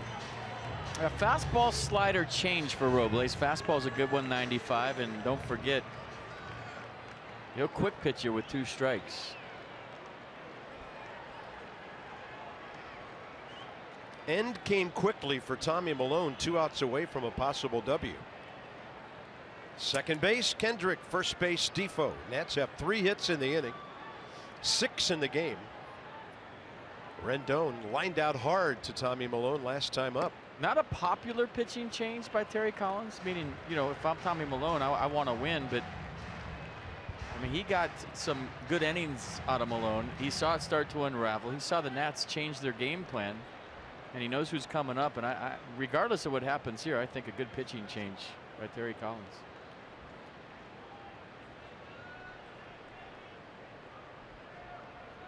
Big gap left center. Strike call. So the octane turned up here with Robles coming in. 27-year-old right-hander, 37th appearance. 48 Ks in 43 innings, but he walks a bunch, 23 over that time.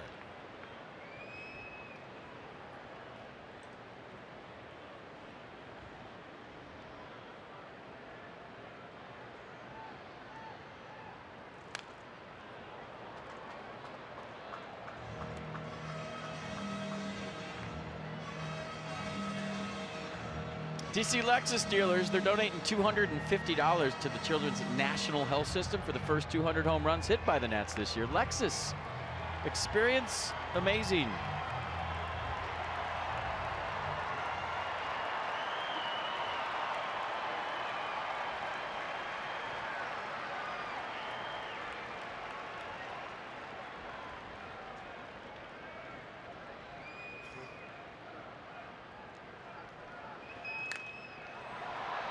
Long foul, well, out of play. Such a quick bat.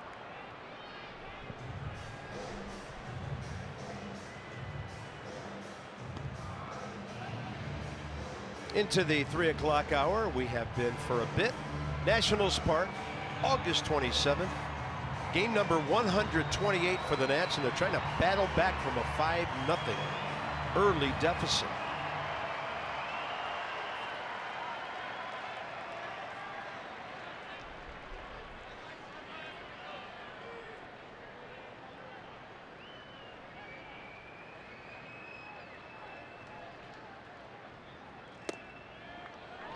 Good take, and it's 2-2. It's a really good take. Strike for a while. El Pinaco wanted it.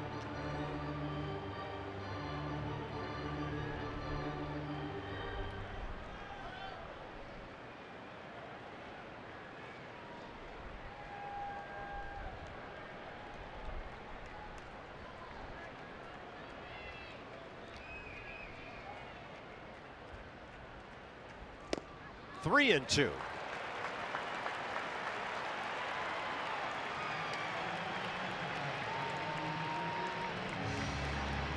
Great hitter in the box, clutch hitter on deck. That's speed out there, but down by 4, do you think about starting the runners here? I don't think so. We'll see. Yeah, Robles a strikeout guy, and he strikes 2 out for every 1 he walks. I think you play it straight up, be a little conservative, especially with Ryan on deck. See.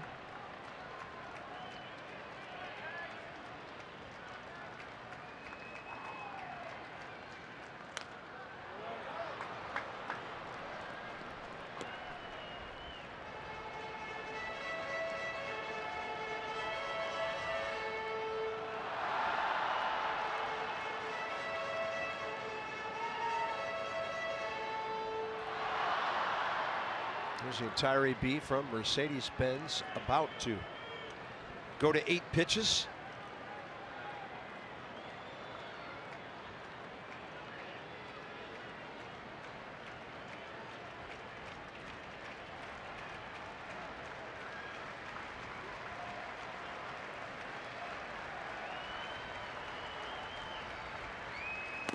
Rendon's going to be rung up again. Second time today. He's been on his way out of the box when Andy Fletcher punched him out. 2 down. Well, big at bat in this game. Nat's trying to jump back into it, and we'll show you the sequence.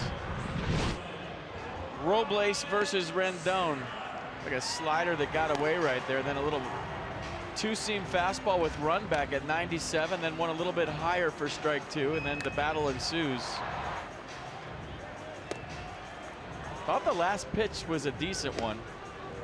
We'll see what PitchCast says about the 3-2 pitch, but Anthony Rendon fighting like he always does, and the run back came back, and it was in the box. It's up to Ryan Zimmerman.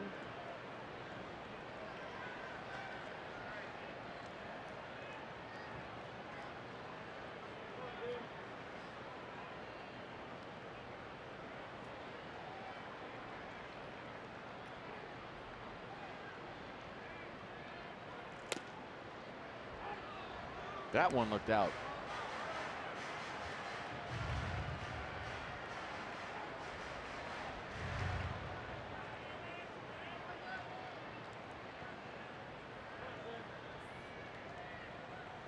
It's been wide on that side all day, so you know, as a hitter, if you know that, you know you have to protect out there with 2.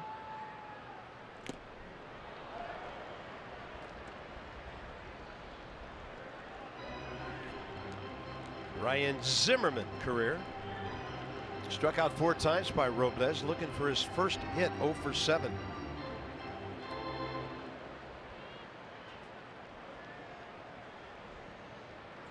This is one where if they don't pay attention to you, you can double steal here and maybe sneak 2 runs in when you're not thinking about it, right?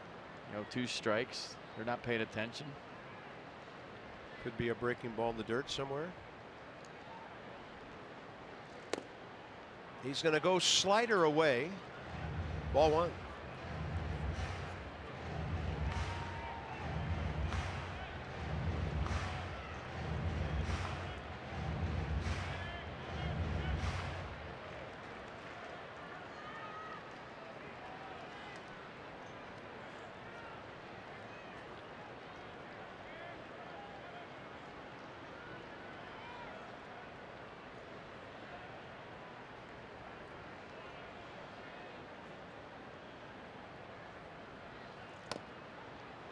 Oh, wow. Ryan Zimmerman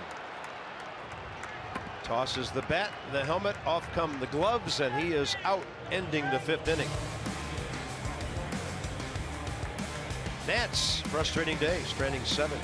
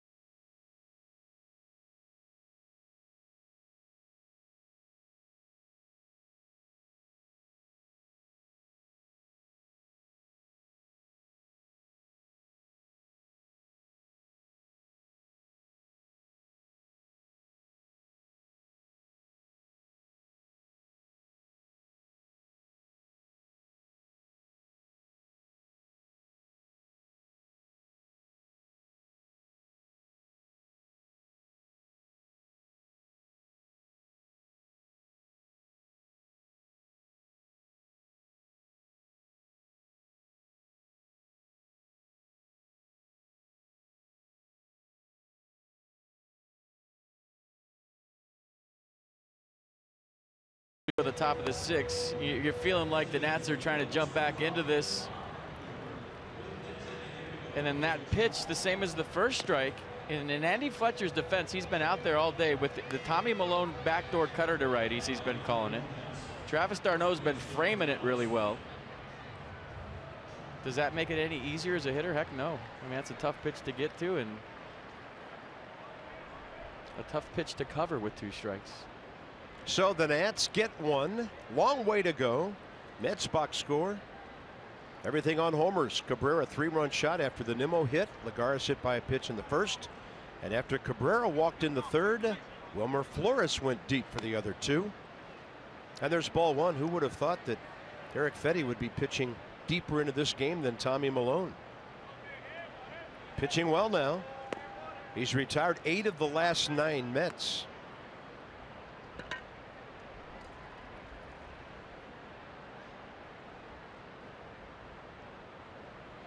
Dominic Smith, hot shot. Defoe over to get it. Just a little jump for a couple of style points. 1 out. Love watching him play.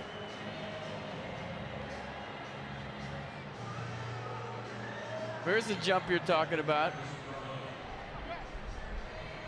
It's Donkey Kong over a barrel. Nicely done.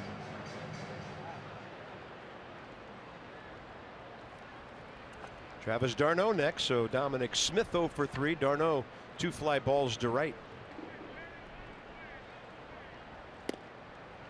In there.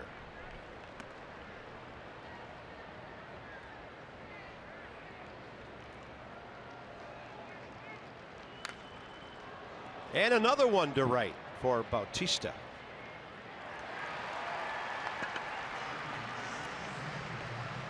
All right, stay with WUSA 9 tonight at 7. It's 60 minutes. That's an hour for you younger kids. Then the all-new Big Brother, Candy Crush, and NCIS Los Angeles, followed by WUSA 9 News at 11. Check it out. Candy Crush. Fetty 2 outs on 5 pitches this inning. Ahmed Rosario next.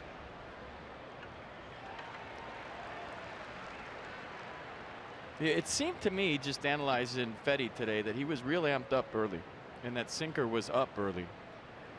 And as the pitch count has mounted and he's kind of settled into, hey, it's just another baseball game, not a spot start at the big leagues, he's been much more calm and effective.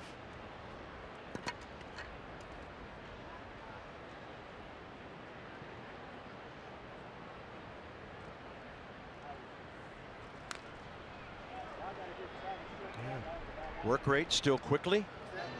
He's doing it and looking very confident. Oh, I know. That's what I'm saying. I'm like, I don't know if I put on my back, though.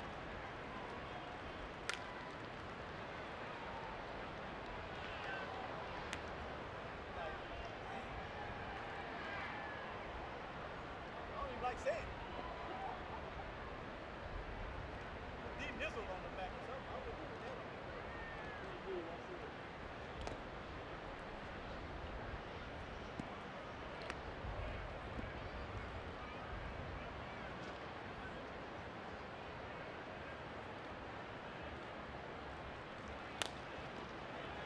Deep short. Defoe, can he do it? That runner is too fast. Rosario, that was a fantastic play. Ahmed Rosario breaks an 0 for 14, beating that one out. Well, we've been telling you how Rosario can run the whole series, but I'll tell you what, for Wilmer Defoe to even make this play this close, watch the exchange and how quick he gets rid of it going away from the play and how much he gets on the throw right on the money. Just Rosario's too fast, fully extended. We've been talking about his range, his UZR. Add that one to the equation. Rosario just too fast. What a play. Fully extended, and the exchange as quick as he did. Nice.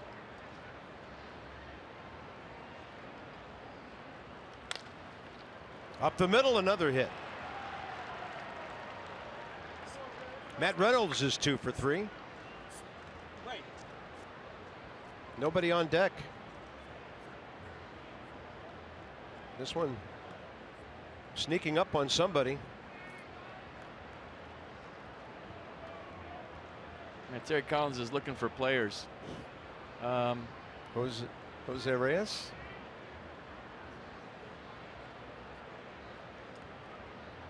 Probably down the tunnel. The cage is right behind the bench here at Nats Park, so he's probably getting loose down there.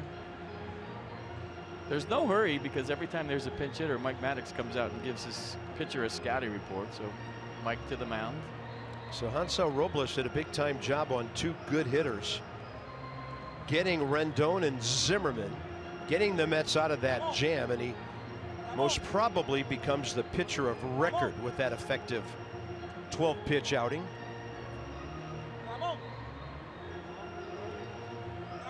Jose Reyes in the series 2 for 5. He has scored a couple of runs.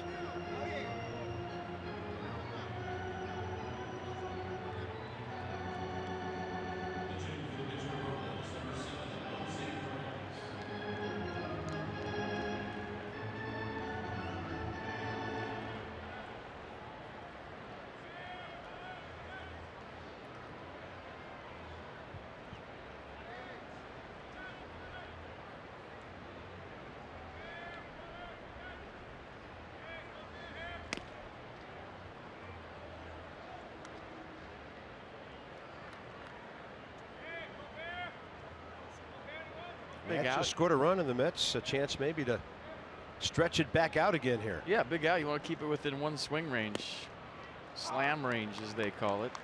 Down by 4. Want to keep it that way.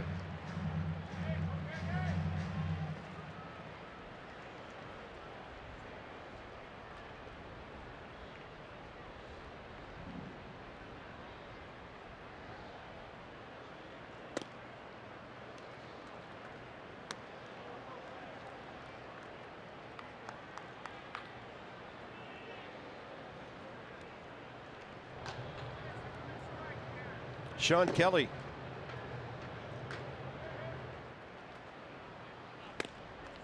Ball 3 from Eric Fetty.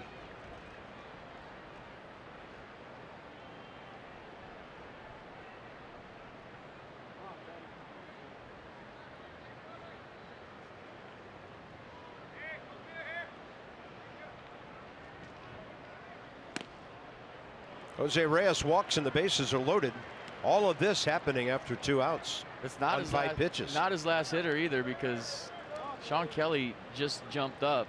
Mike Maddox already went out and gave the scouting report on Reyes to give Kelly some time. And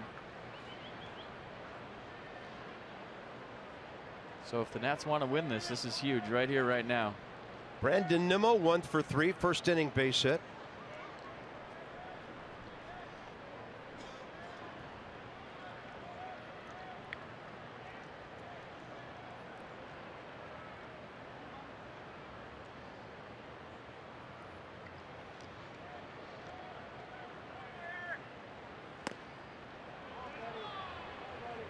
Eric Fetty now at 107 pitches. Started the inning with 89. Yeah, was at 94 with 2 outs.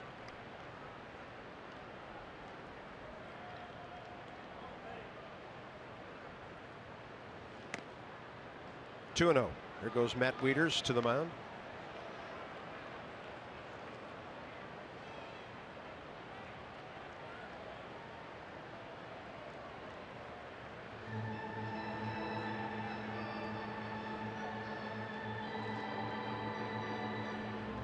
That's where, as a hitter, sometimes you get caught in between. Do I swing here? Or do I take a strike?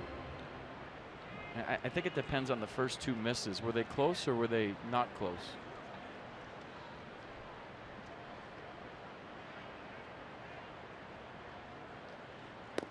Three and 0. 2-0 slider with the bases loaded. Interesting. They went out there and they discussed it, and that's what they decided.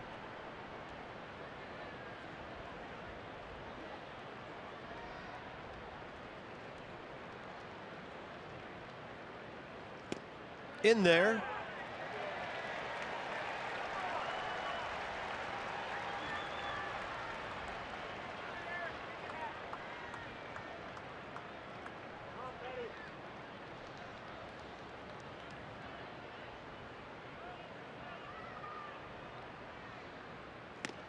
In there, 3 and 2. Crank him up. Like a little cutter here at 90. Nissan on the pitch cast.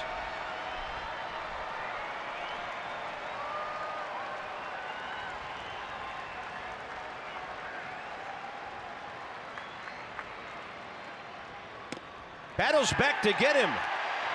Hitters have found out today, don't be tossing your bat away when there are 2 strikes. That's a big zone, man. It's go both ways, so you really can't complain.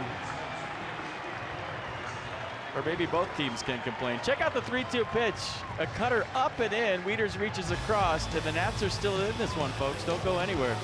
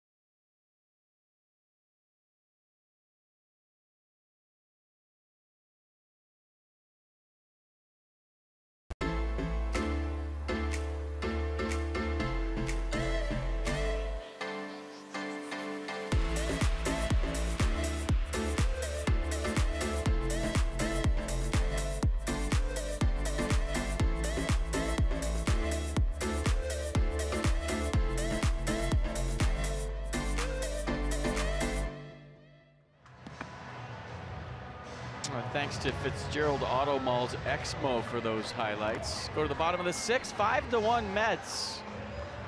As Dribble Cabrera with the damage in the first 3-run tater. And Eric Fetty threw 112 pitches. 67 strikes, 5 runs, 7 hits, 6 innings. Couple of walks, 5 strikeouts. Rafael Montero for the Mets, 26-year-old righty.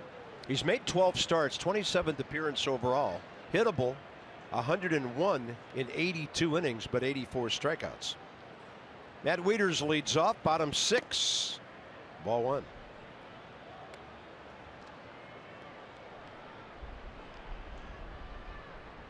Yeah, fastball slider change for Montero. Fastball 94 on average.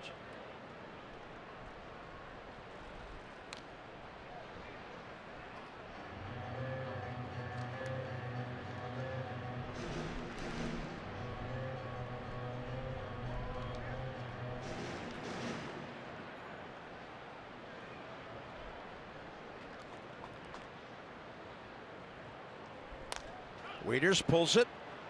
Dominic Smith to the bag.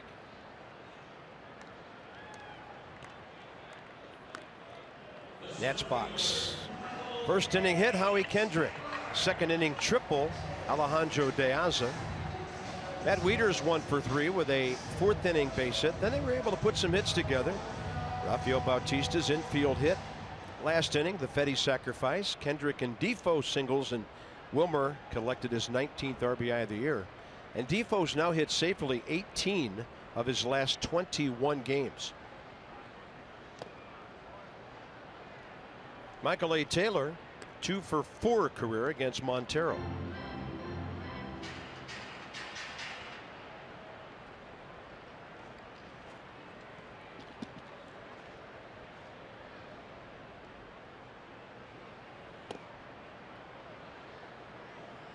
The Spanish verb fugar means to chase away.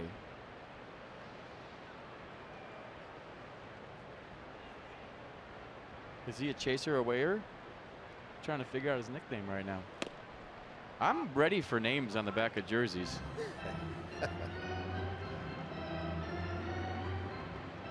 Glad they didn't go with their favorite numbers this weekend instead of their, of course, it usually is their favorite number on the back, but it's been kind of confusing for a lot of our fans. They keep texting and say, hey, we want some names.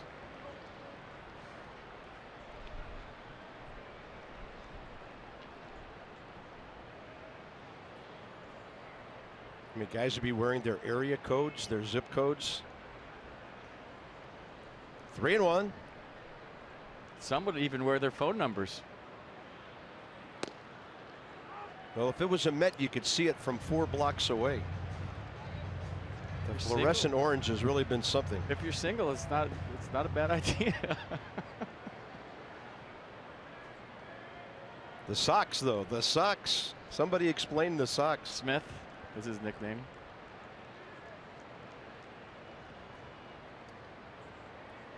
3-2.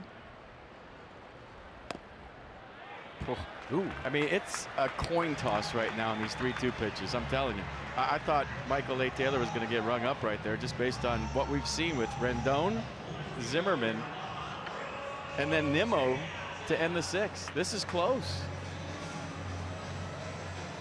But that's $50 to support Girls on the Run DC. The Nats have drawn 430 walks for a total of $21,500. Care First, Blue Cross Blue Shield encourages each of us to take that first step towards a healthier and more active lifestyle. Coming into this game, Michael A. Taylor, 18 walks in 286 at bats, and he's walked twice today. De Aza 1 for 2 with a triple.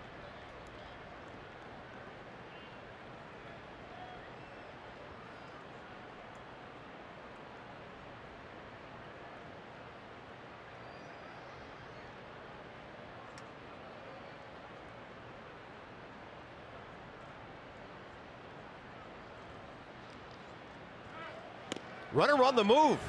That ball is a bullet into center field. Taylor gets up. This could be close. He's in there at third. Michael A. excites the crowd with his 12th of the year, 2nd of the series.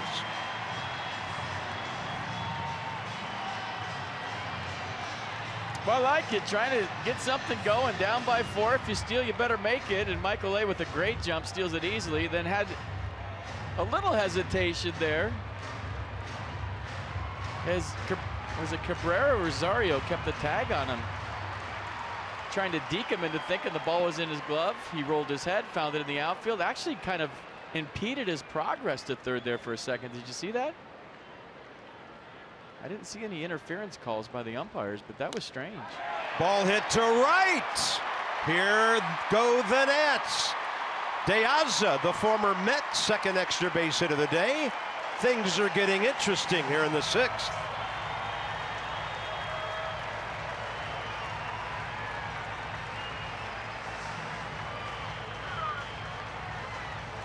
See, that exact reason right there is why I hate when teams go station to station down by 3 or 4 runs and they don't steal. You know, if you're going to make it, they're going to give you a steal and the pitcher's long to home plate, take it. You know, maybe you wake up the crowd, especially at home, and you wake up your teammates. And I think, you know, Michael A. with the stolen base kind of got the crowd into it. Deaza with the double, and now you have the momentum on your side. Nicely done, Michael A. Taylor. Yeah, he's had a couple of good ball games here. Down to the number 8 spot, Rafael Bautista with his speed. An infield hit today, 1 for 2. You know, I know why teams don't do it, because it looks really bad when you get caught. But the upside to it, I think, especially at home, is worth it.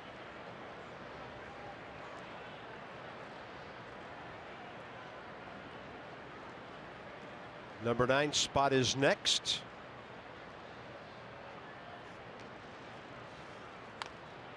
And Bautista trying to attack on the first one. Andrew Stevenson is on deck to hit for Eric Fetty, who officially is still in the game.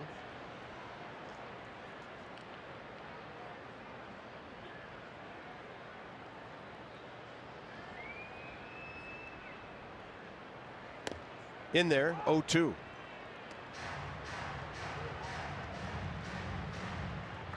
Kind of hit me right now with these uniforms and stuff you never thought of. Bautista on second, or Deaza on second, Bautista hitting, and Stevenson on deck with these uniforms. It's like you're in a different place for a second.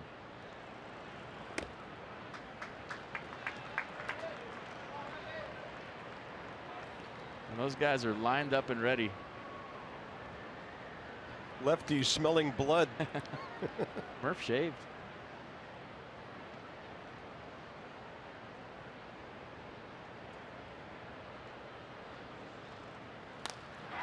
Bautista, he is dropping one into right field. It's a trap by NIMMO. Deaza to third. Good play by the right fielder. Almost a disastrous play for the Mets. And it's first and third. 1 out. The line's moving. I thought it hit first, even though it scored it out.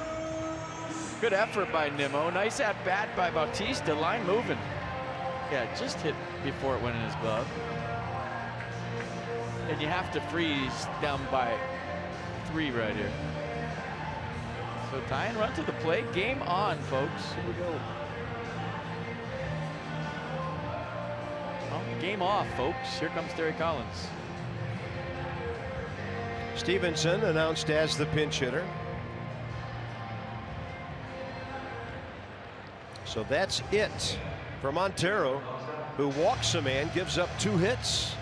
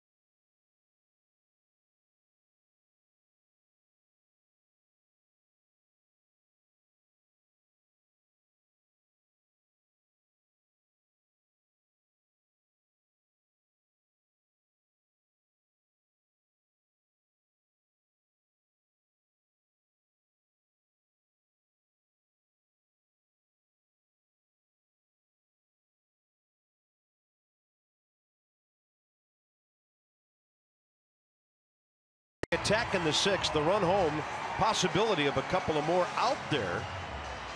Andrew Stevenson 1 for 8 as a pinch hitter and still hunting his first major league RBI. Josh Smoker in the game yesterday, pitched a very effective 7th inning, popped up Rendon, struck out Lind and Wieters swinging, and now he faces a rookie in a lefty-lefty matchup. Yeah, fastball slider split. Fastball averages 95 for Smoker the Bear.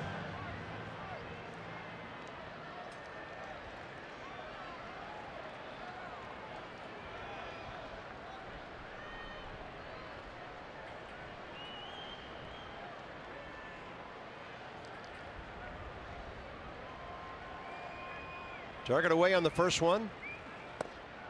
Low and away.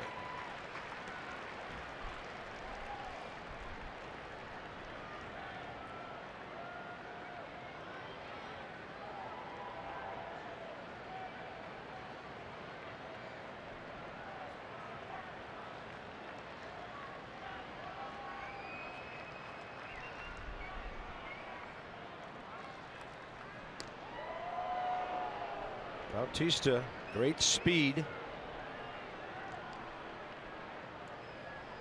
8 steals in the minor leagues this year.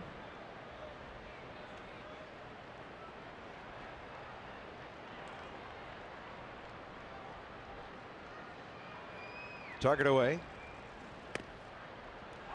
Wow. I mean, you got to be hacking today. It's just a big zone period. Maybe the biggest zone I've seen all year. Agreed.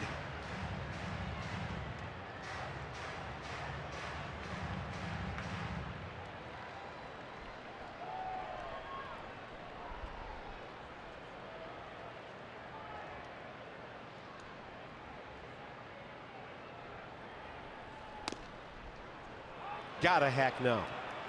Anywhere close.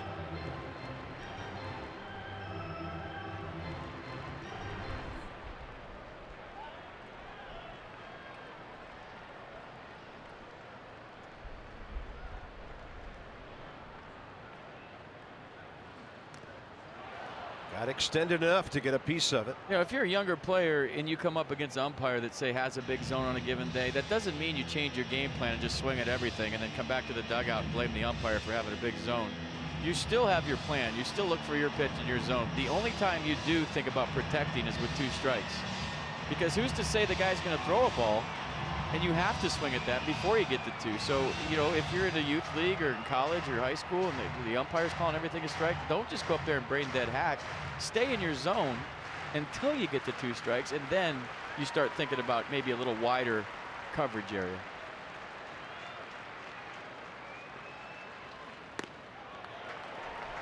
Two.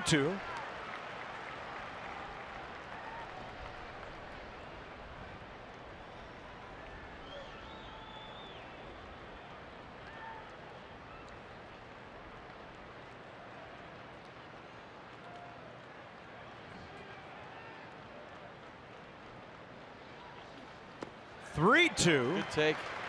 Went with the slider. And we'll see if that great speed at first base is on the move here. 1 out. 1st and 3rd a run home. I don't think so. Not down by 3, and you don't have a double play candidate in the batter's box because Stevenson could run, and plus, you know, the left on left thing. We'll see, though. You never know.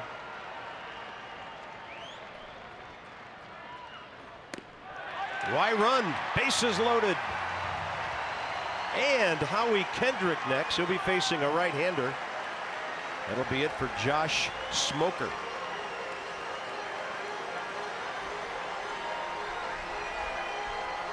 Same seats. Paul Sewald on the way. So the Mets about to employ their 3rd pitcher this inning.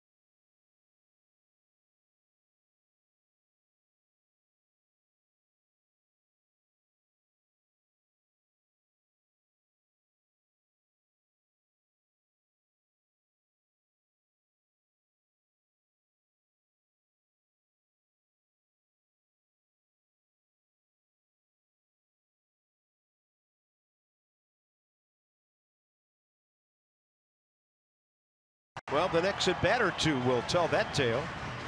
There's Paul Sewald, 27-year-old Las Vegas native, Mets 10th round pick. 5 years ago, made it to the big leagues this year, 47th appearance, 46 hits in 56 innings with 62 strikeouts.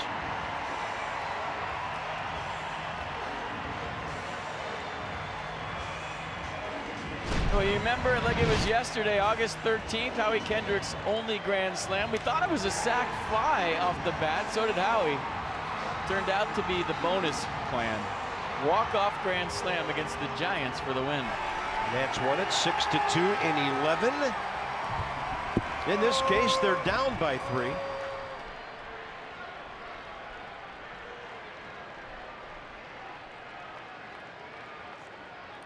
Howie 2 for 3 today. First pitch inside. Kendrick faces Sewald for the first time. Now, Howie told me he was just thinking about getting that ball in the air. That was his only thought that whole at bat. Probably thinking the same thing right now.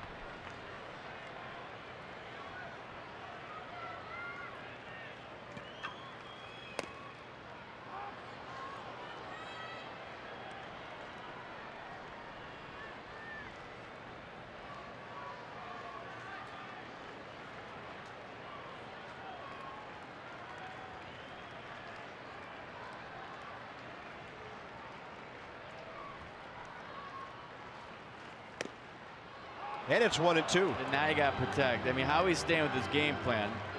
A couple of borderline pitches again for strikes. And now you got to fight.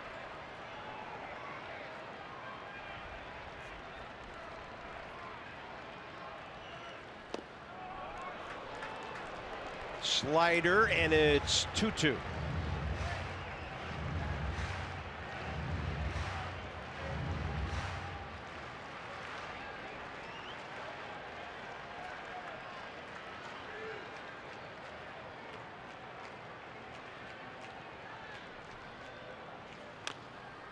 Just enough, like Stevenson's earlier, to stay alive.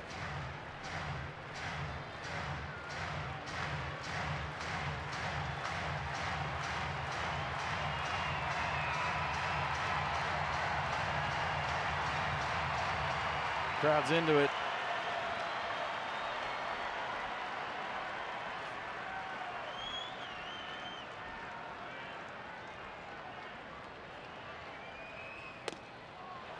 Oh. Andy Fletcher, a little bit of a lean, and the right arm never came up. That's a pitch he's been calling a strike all day.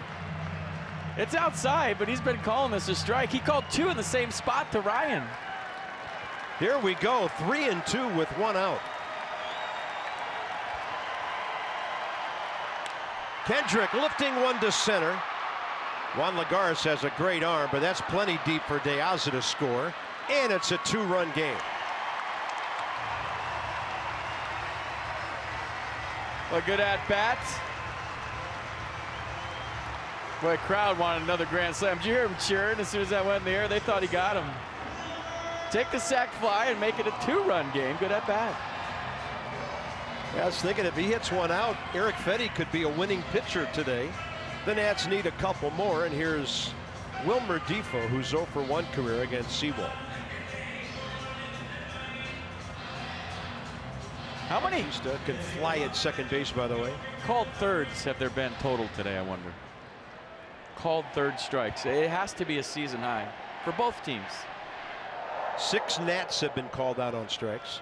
Looking? Yeah. How many Mets? 3. So 9 big league hitters today have taken a called third. That has to be a high number.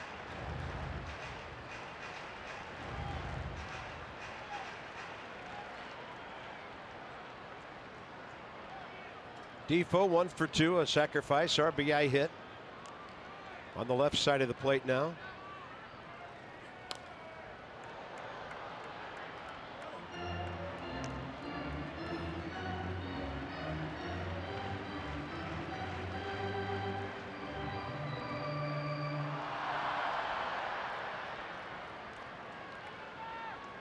feel like Scherzer versus Kershaw, that number might be close. Yeah, that would have to be a couple of aces throwing for that to happen. 0-2, Defoe staying alive.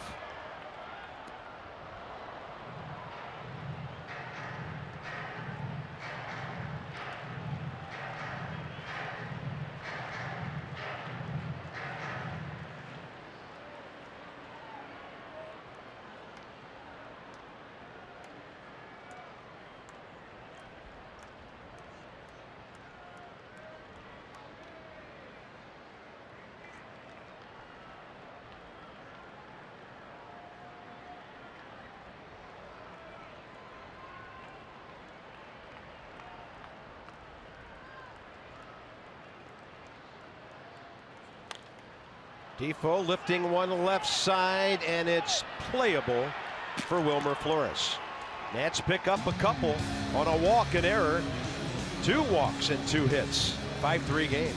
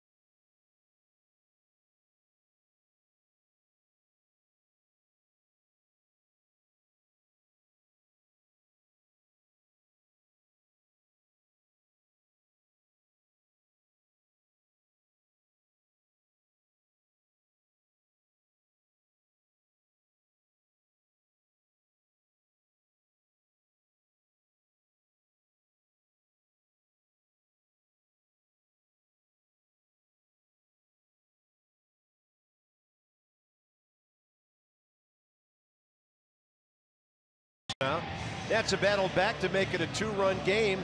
And again, the kids providing some energy. Michael A. Taylor getting some things going, and they may get Eric Fetty off the hook eventually in this one. It's been a strange game. I mean, a lot of called third strikes, big strike zone for the hitters, and the Nats fighting, clawing, trying to get back into this thing. So a lot of ball game left, and you have a feeling they have a big-time chance. Sean Kelly on now for the Nats. Yeah, up to the bullpen to keep it close, and you've made the point many times as Sean makes his 26th appearance, that when you're behind bullpen, just as important. And of course, there's another game to be played tonight, and that's just now employing their second pitcher of the day. Yeah, the behind bullpen and the momentum's on your side. So for Sean Kelly, right back in the dugout and keep that momentum wearing a Nats jersey. Juan Lagares 0 for 3 career against him. 0-1 pitch out of play, right side.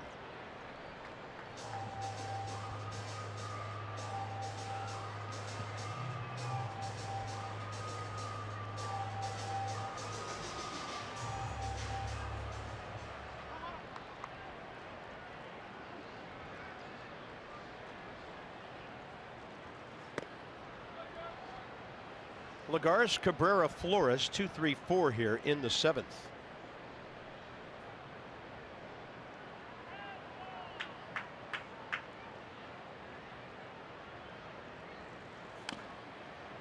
And on the foul, staying alive.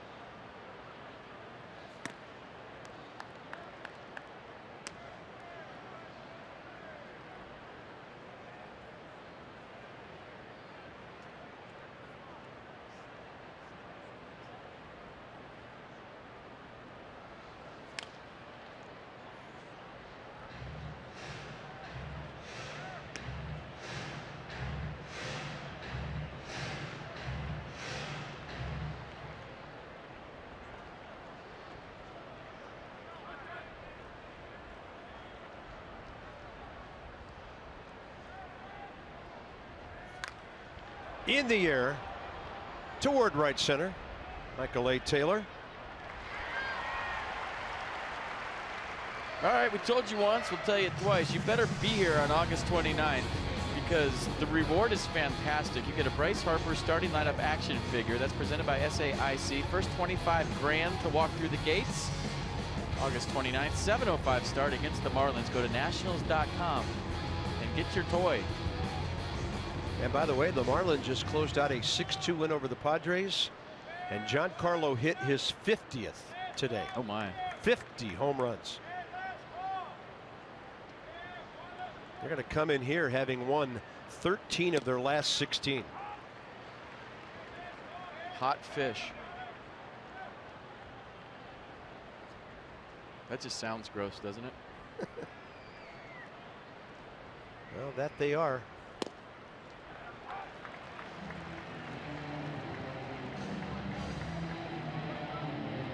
As Drupal Cabrera on an 0-2 count. 1 for 4 career against Sean Kelly with a base on balls. 2 strikeouts. Missed that guy you're just showing right there with the glasses on. Yeah, that guy.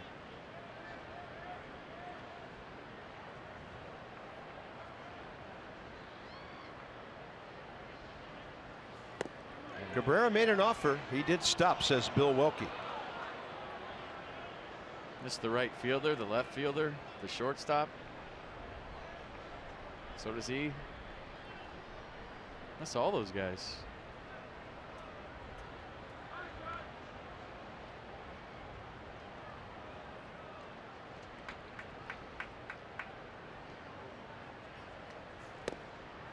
Three and 2.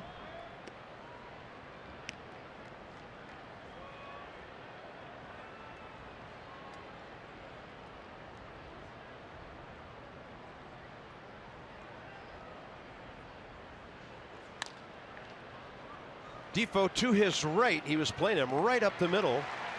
And 2 down here in the 7th. Our next TV game will be tomorrow night. The Marlins will be here. Jose Urena, 12-5 for Miami. And we're hoping it's Max Scherzer. He's 12-5, 220 strikeouts.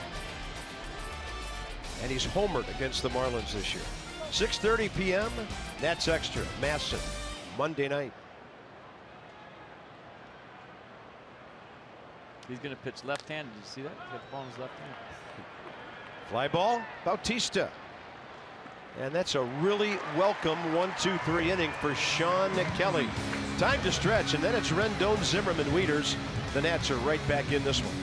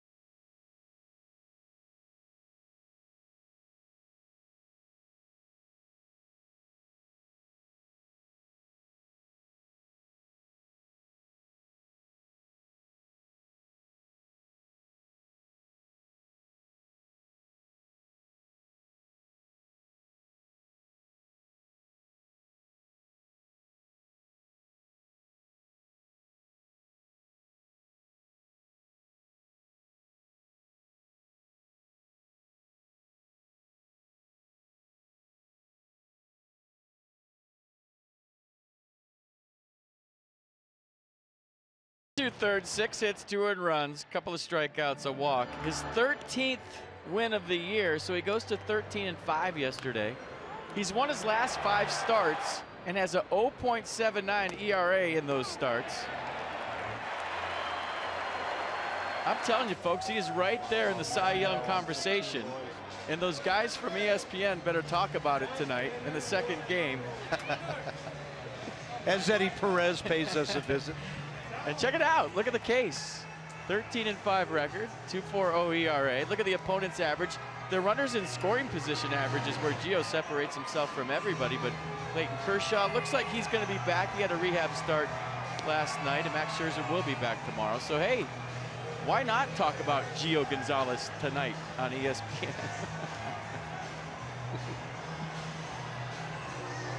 Gio's last 5, look at that. Keeping it in the yard. Unhittable even for base hits over that time. It's just been amazing.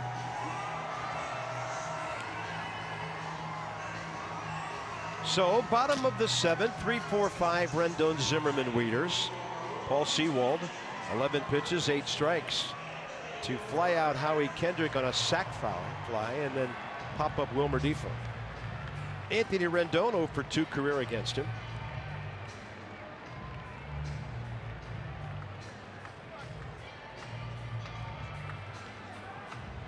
Good inning from Sean Kelly. 1, 2, 3. Nicely done.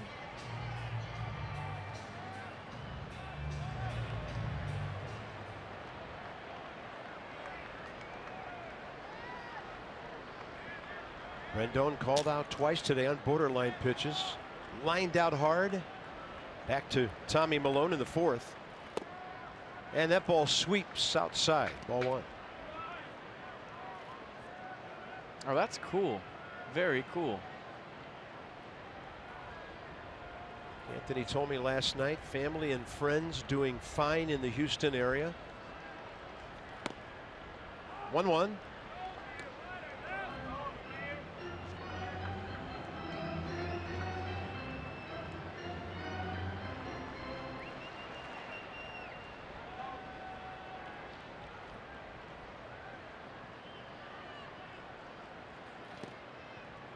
Good take.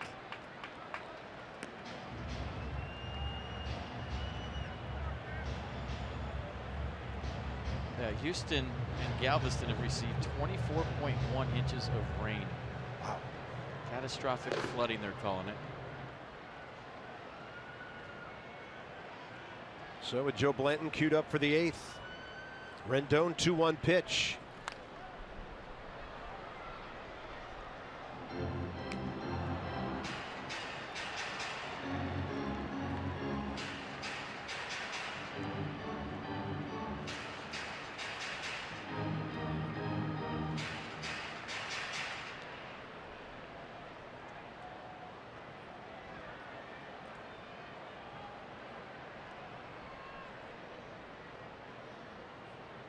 Pitching him away all day.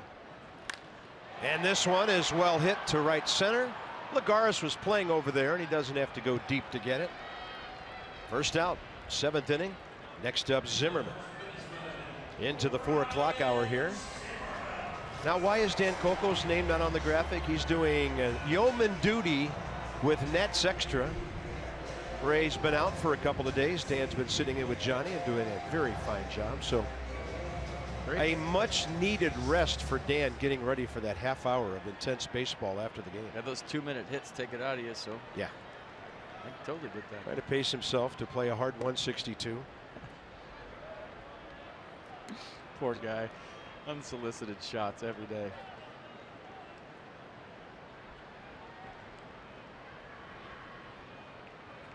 Ryan Zimmerman 0 for 3 career against Sewald.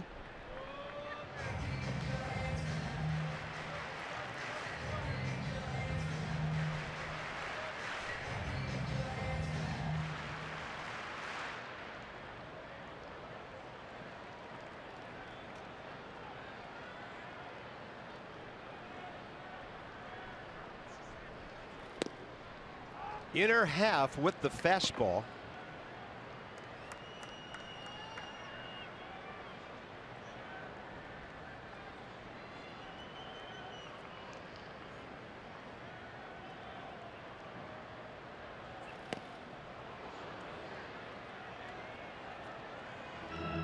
2-2.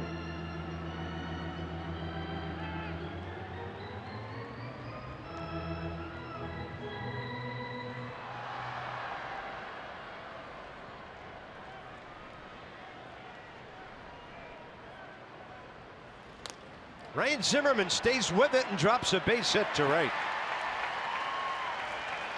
1 for 4 in his return today. I mean, that's a byproduct of his last at-bat where he struck out on the pitch away. He wasn't going to let that happen again.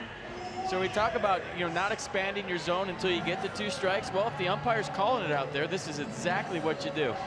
That ain't happening again, man. And he goes down and gets the slider away and gets himself a base hit. That's a beautiful piece of hitting by Ryan Zimmerman. 128th hit on the year. Matt Wieters now, every time the Nats get a runner, tying runs in the box. Wieters 0 for 1 with a walk career against Paul Sewald.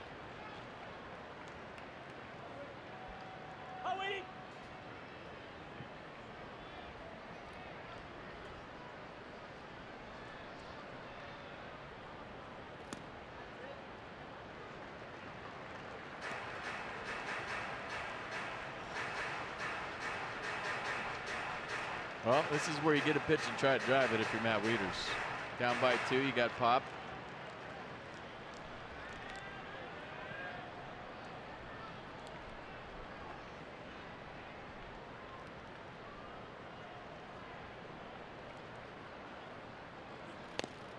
Fastball on the edge.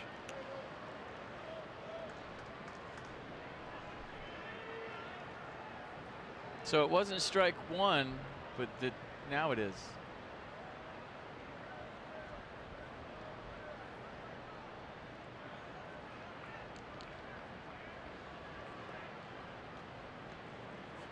Wieters, base hit.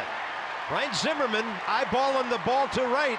He'll make the turn and go to third. The Nats are back in business. 4 hits in the last 2 innings and 7 in the last 3. Boys are fighting, down 5-0, trying to make this a ball game. So this one closer to Matt. Look at the location mistake. Darno wanted it outside like the first 3 pitches, and this one he yanks across the plate, and Matt Wieters finds a hole. Good base running. He saw NIMMO going toward the line, knew he couldn't set himself to throw. So first and third, 1 out for Michael A. Taylor,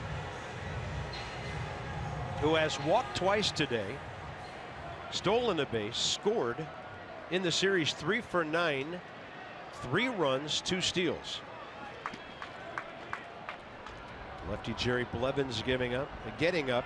That's eyeballing the bottom of the Nats order when they get down to the number 9 spot. Maybe De Aza before that.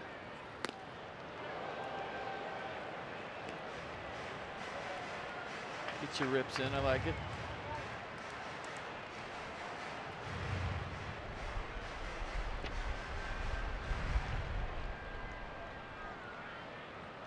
Michael A. 36 runs batted in.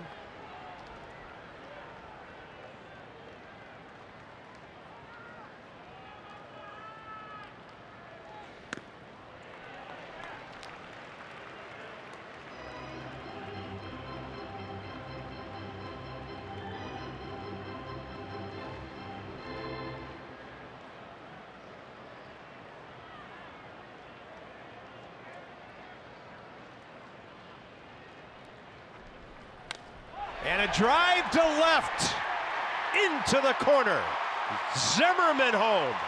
Wieters to third. Taylor to second. And the Nats are knocking on the door.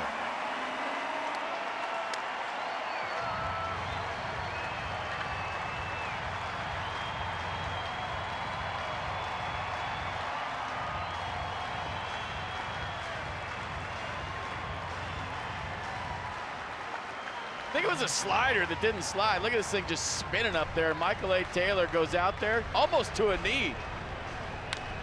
Go down and get it, Mikey T. In the corner. That scores Zimmerman. Wieters to third. Michael Taylor to second. And then a shocking development. Terry Collins to the mound. You often wonder about relievers after they come in, get a couple of outs. Then they go sit for a while. while their team's hitting, and then they come out. Well, after 1 out, 3 consecutive hits. Sewald is gone. Blevins is on.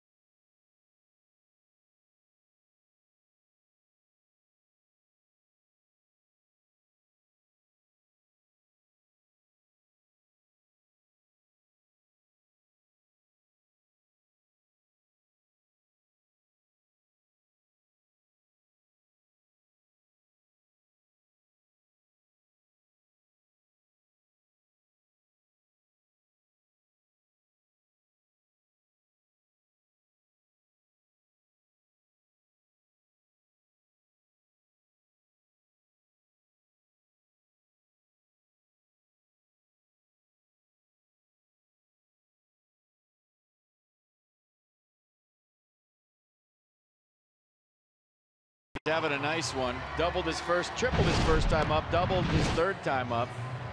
So here's the triple. Stand-up variety. Here's the double. Scored Michael A. Taylor. So right now, the go-ahead run on second, the tying run on third, and the stage set for a huge day for Alejandro De Aza. 0 for 1 career against the 33-year-old left-hander Jerry Blevins. Those were his first 2 extra base hits as a National. Wieters at third, Taylor behind him. Mets infield in. Front door curveball low. Fastball 89, curveball you just saw it 71 on average. Occasional changeup.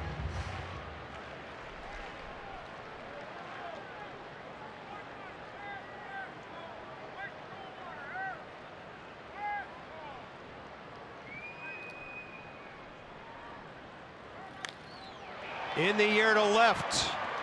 Matt Wieters the runner. It looks deep enough. The throw into third, and this game is tied.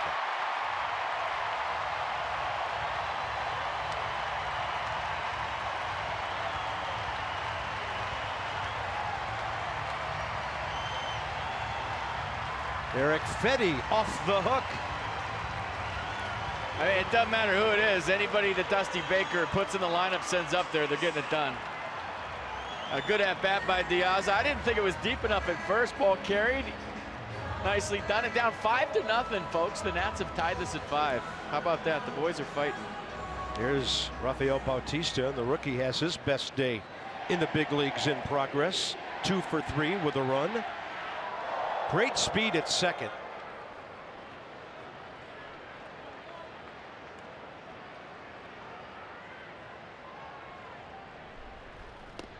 And the breaking ball stays outside. Daniel Murphy is on deck.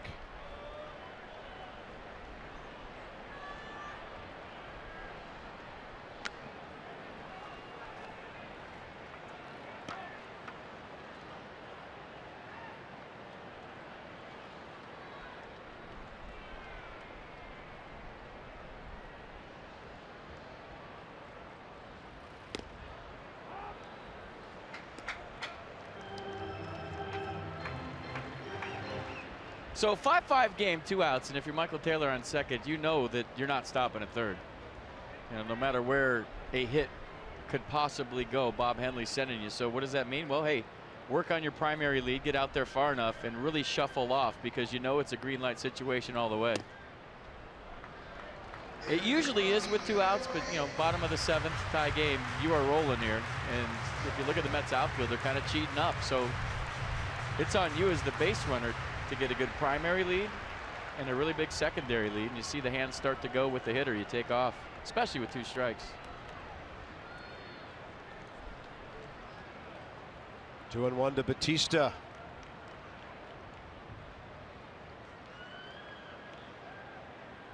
Step off. I mean, there's nobody within 20 feet of the bag.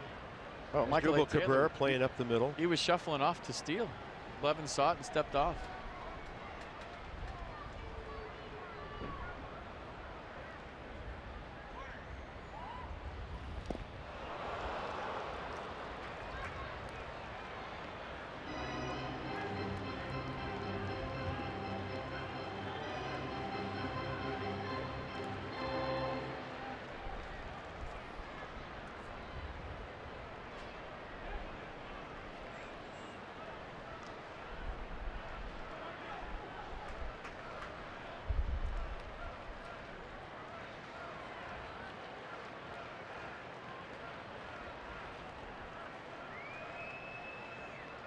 Two to the rookie.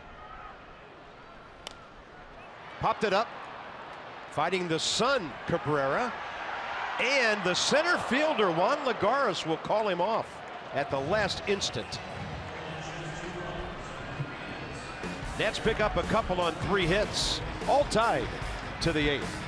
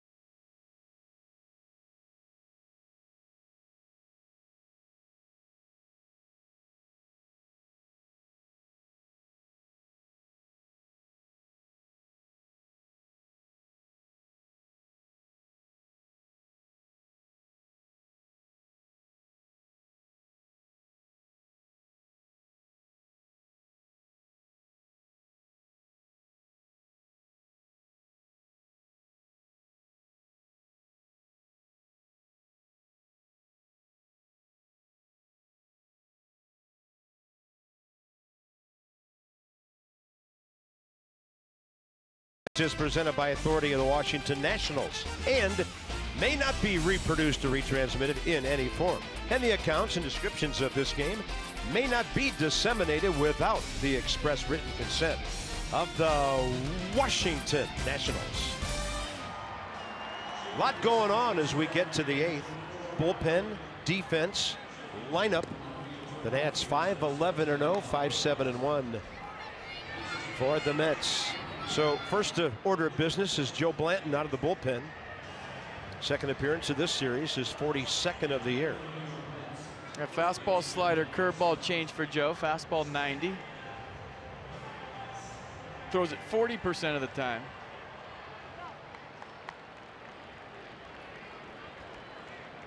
So on defense, Daniel Murphy will bat 9th. He'll lead off the 8th, playing second base. Howie Kendrick to left. Alejandro De Aza having a great day to right. Blanton to Dominic Smith. Strike 1.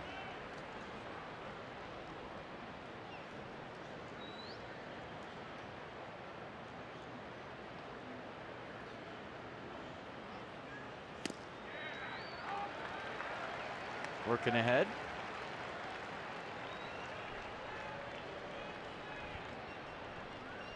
Well, Sean Kelly got that bullpen while behind thing done last inning.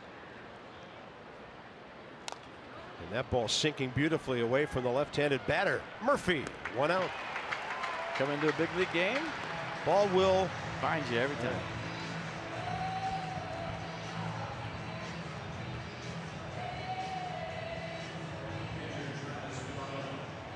So now Blanton tried to keep the momentum going for the home team.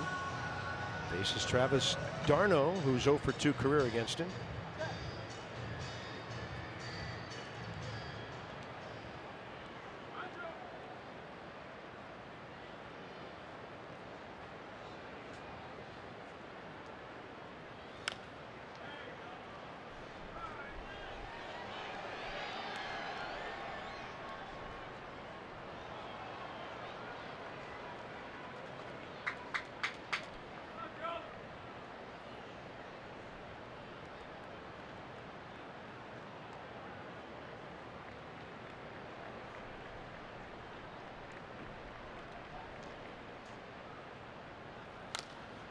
Into center. Here comes Taylor. Racing in. Belt high catch. 2 down. His closing speed is impressive. But do you see him ID it and realize that he had to come in on it, and he planted his left foot and just charged the infield? Watch the route at the top of your screen. Couple steps toward right, and then ID'd the speed of the ball and just charged the infield with all he had and made a nice running catch.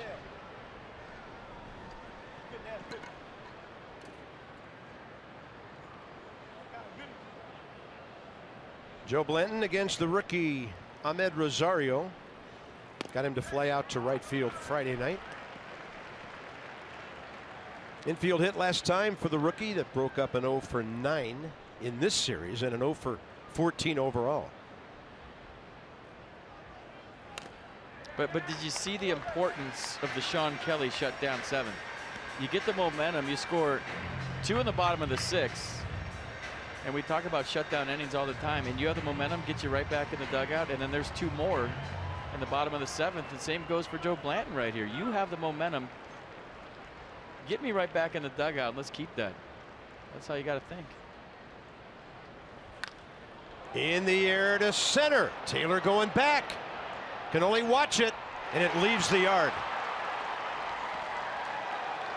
Amed Rosario hustling around after his 4th major league home run.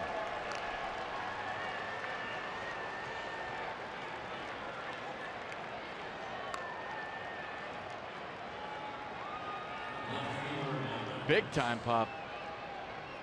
Leg kick and go. Fastball up. Was it a fastball? Think so.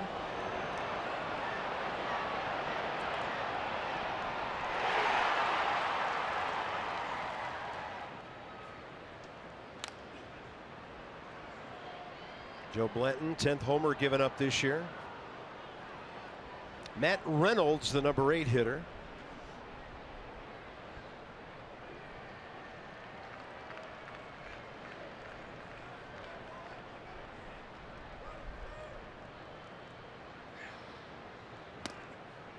Slider, 0-2.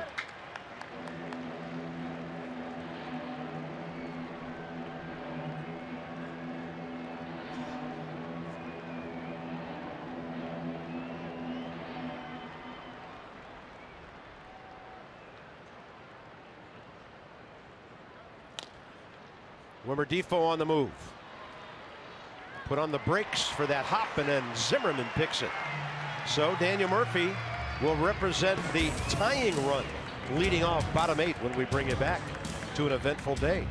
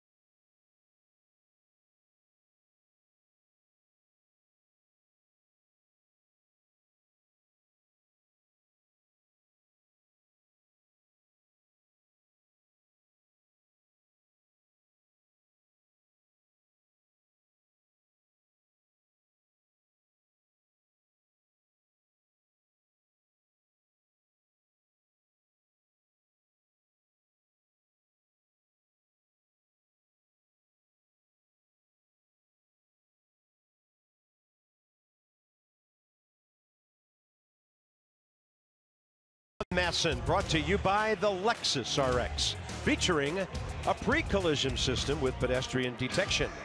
Standard. Now it's a one-run Mets lead again, and we go bottom 8 with Murphy, Kendrick, and Defoe. Jerry Blevins still in the game. Daniel Murphy, 2 for 16 career against him, including 0 for 1 in this series.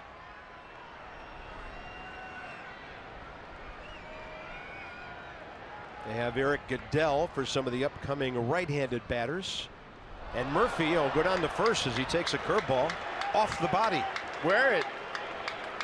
Down by 1, wear it. Nicely done. Here comes Terry Collins. It didn't take long. I mean, he ain't moving. It's a curveball from Jerry Blevins. Watch this. Down by 1. I'm leading off. Thank you very much. Jerry Blevins, by the way, got a blown save for giving up that sac fly to De Aza. That's how strange that stat can be from time to time in the 7th or 8th innings for non-closers. So the Mets will make a couple of switches here. They will bring in Eric Goodell.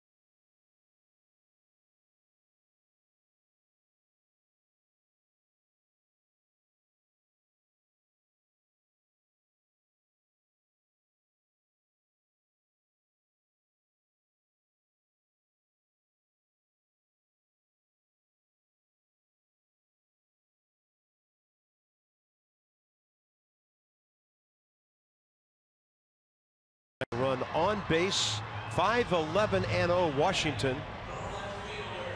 And alongside of Eric Goodell was warming up A.J. Ramos. So their closer coming in here, FP, with 6 outs to get today. And he'll be facing Howie Kendrick, Defoe, and Rendon, the next 3 hitters. Well, Terry Collins, because of the names you just said, is feeling like this is the save. You're up by 1. Here come the big boys, and I'm going to go with my big boy against theirs. So Brandon Nimmo moves over to left from right. And Travis Tyrone, the rookie, is in right field. They've double switched Matt Reynolds out of the game. Kendrick and Ramos. Howie 0 for 3 career against him. Fastball, slider, curveball change. 4-pitch reliever. Fastball 92, lots of sliders around 80.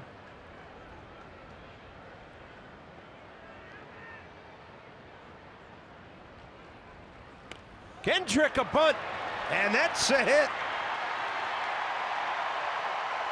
What a veteran presence he is on this ball club.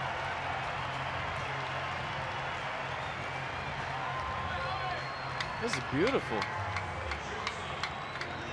Saw Flores back, laid it down, put his head down, and then put it in your pocket. So a hit by pitch, a base hit bunt, game on. Yeah, things happening quickly, aren't they? Defoe is next. Good bunter, great speed. So a lot of pressure on the Mets infield here. Yeah, bunt again. Yeah. A hit by pitch and 2 bunts and win a ball game here.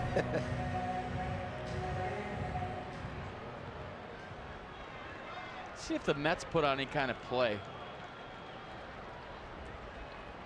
Wilmer Difo doubled against Ramos after Adam Lynn's home run Friday night, but should be squaring here.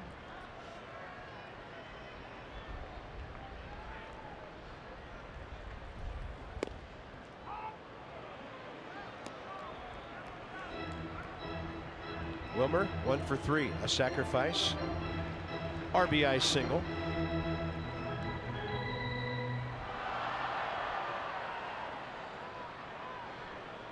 Got good speed out there. Got to get this down. Murphy getting as big a lead as he can with Rosario right behind him. And Wilmer Difo took a stab at it, 0-2.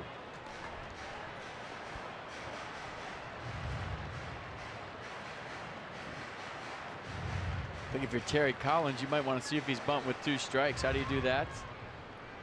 Do the inside move with your pitcher toward the runner at second. See if he shows. They're still playing in for the bunt. Look at the defense.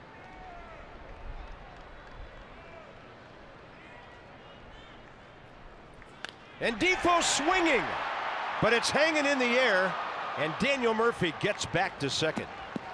NIMMO playing shallow in to grab it, 1 out. It's a big 1 out. Next up, Rendon.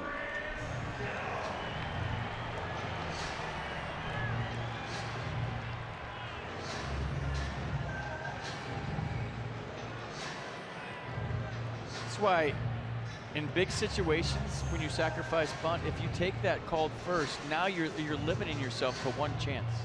That's why I always like to bunt the first strike or near strike in a sacrifice bunt situation, because if I fouled it off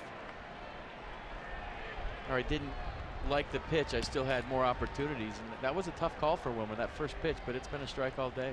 Rendon 3 for 10 career against Ramos. Walked against him Friday. Front door on the slider for a strike. Anthony Hunting, his first base hit of the day.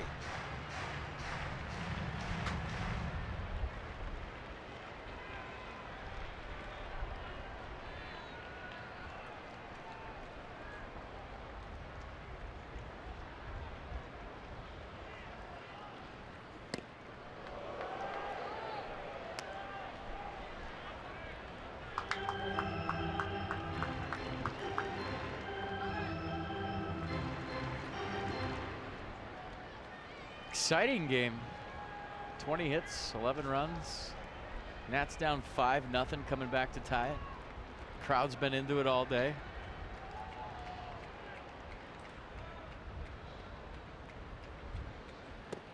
Rendon couldn't stop, strike 2.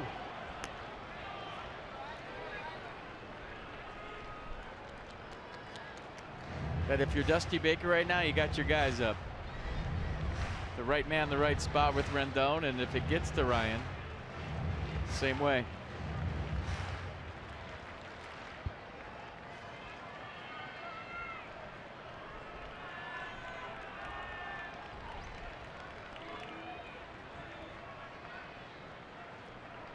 Outfield way around to the right here. Rendon eyeballs it outside, 2-2.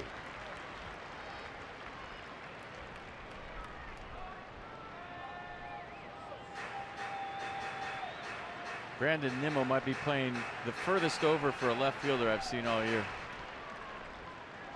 He is plugging the gap in left center. Anything down the line might be 2 runs. Howie Kendrick getting a huge lead at first. 2-2, and Rendon stays alive.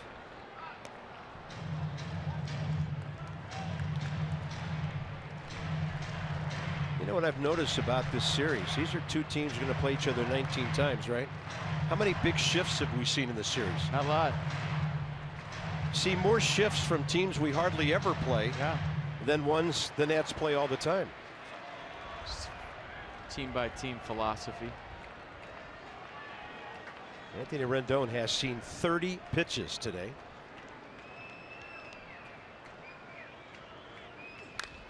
And this one high in the air will back up LAGARES just a bit. Now he'll come forward. There's a bit of a breeze at the higher elevations here today. 2 down. It's up to Ryan Zimmerman.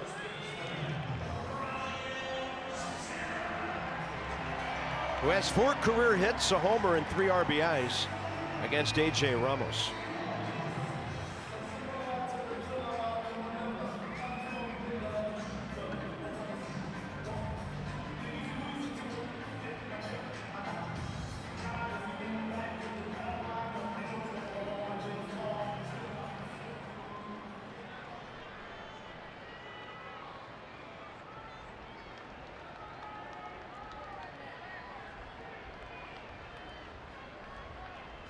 Base hit last time.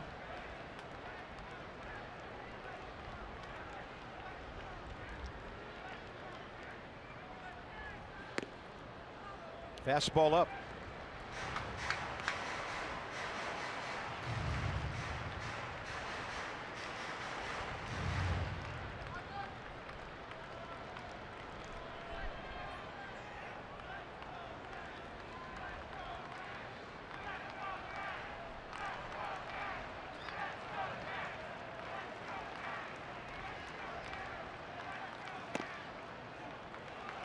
Well, get you a good one. Let it rip. Total concentration. Here we go. All in on a heater and zone him up.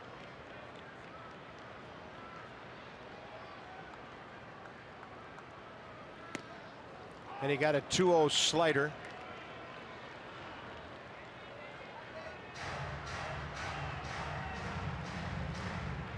A.J. Ramos has given up 6 home runs this year. Sammy Solis, if the score stays the same, if the Nats tie it or take the lead, it'll be Sean Doolittle.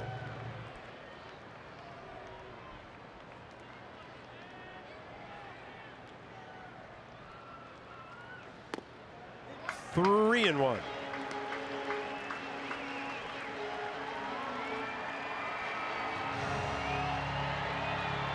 Good stuff right here. Crowd into it.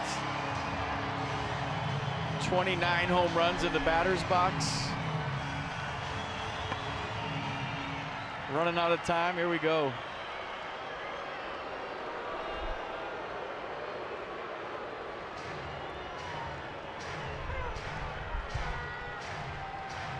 Does he challenge him with the fastball here? We've seen Ramos throw everything in all different counts over the years. Hard to predict.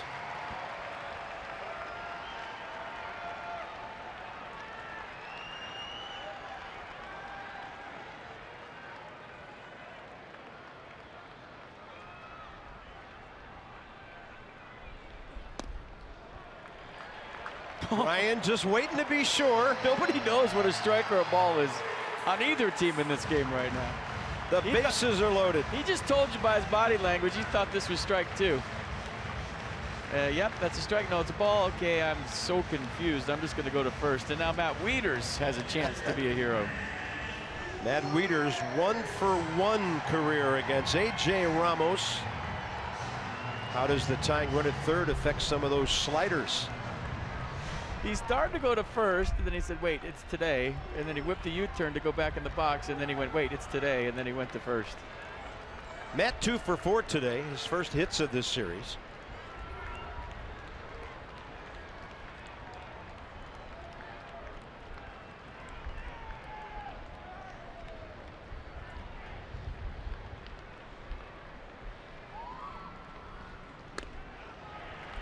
Crowd deathly quiet for the first pitch, and maybe it'll build with every pitch here. Bases loaded, 2 outs, 1-run game in the 8th.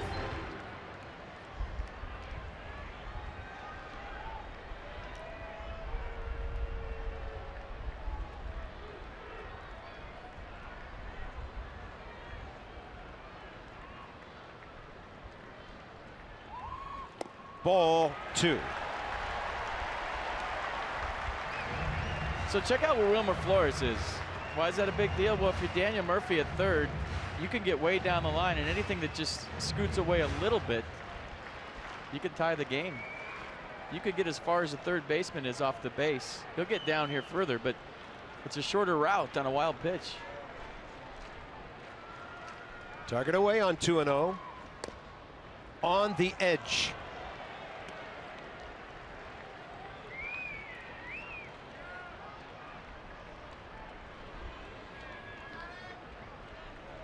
On the edge.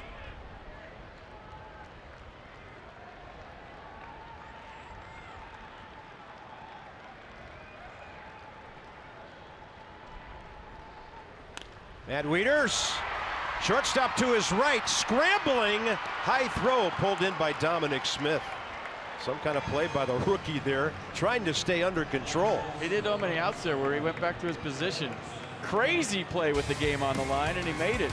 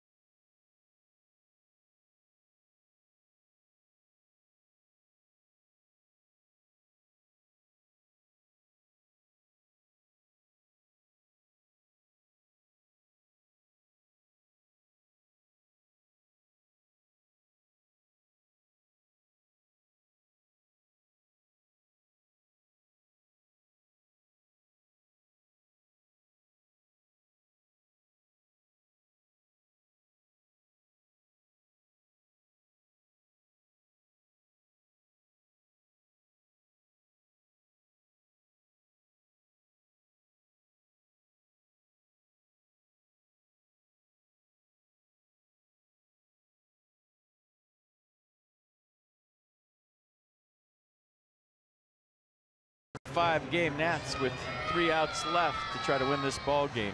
So every time there's a strikeout by a Nats pitcher, it's $37 to the Children's Inn at NIH. That's the Washington area Toyota dealers. They're helping children and their families. Been doing it for a long time. It's a great cause. Joe Blanton back out there for the ninth. Faces the rookie, Travis Tyrone. Major League debut yesterday, went 0 for 4. 3 ground balls, a pop-up.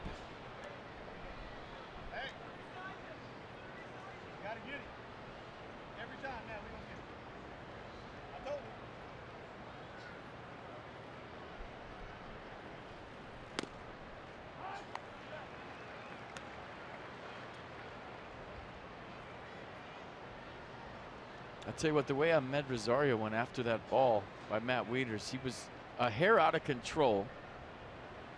And the ball was hit firm to the backhand going toward his own dugout, thrown across his body. I mean, he had time to set himself and throw. He fielded that like it was Wilmer Defoe running, but made the play.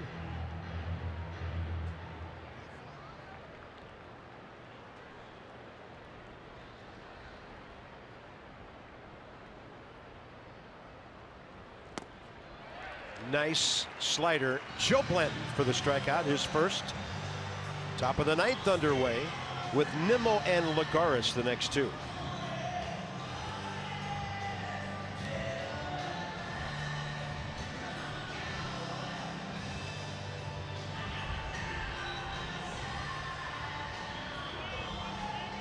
So further into the bullpen go the Nats. Here comes Sammy.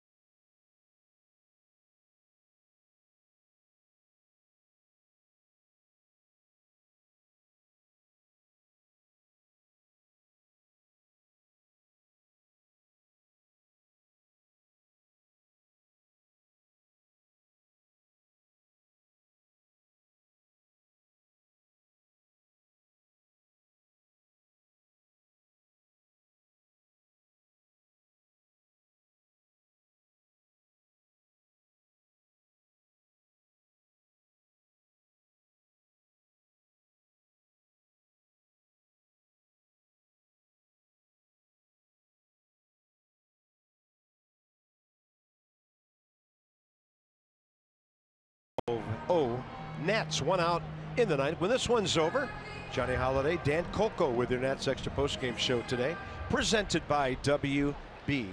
Mason. Sammy Solis, that's 29-year-old right-hander, 20th appearance of the season, 19 hits in 16 innings, 16 Ks. Brandon Nimmo 0 for 1 against him career. A fastball curveball change. Fastball averaging 94.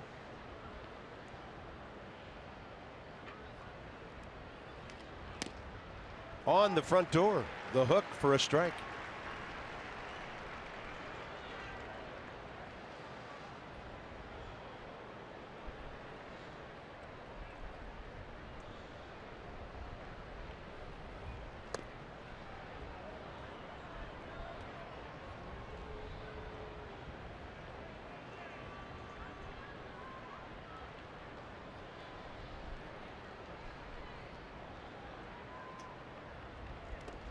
Did he go? Milwaukee says no.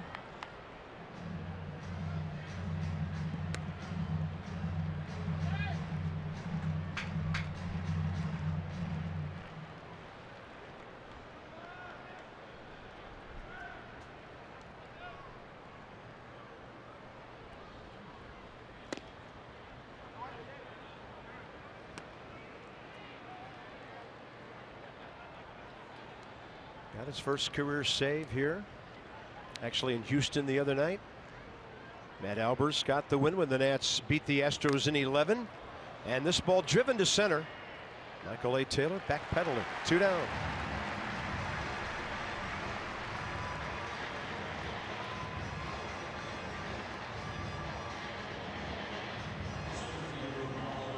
Next up, JUAN LAGARES.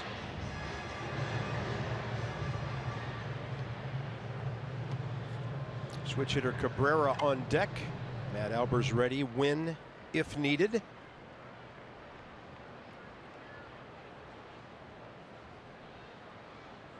And LAGARES against Sammy Solis, career 0 for 2. Nats are lining up with Taylor, Deaza, and the pitcher's spot in the bottom of the ninth. Looks like after 19 pitches, A.J. Ramos will be the closer for 6 outs if they can get there.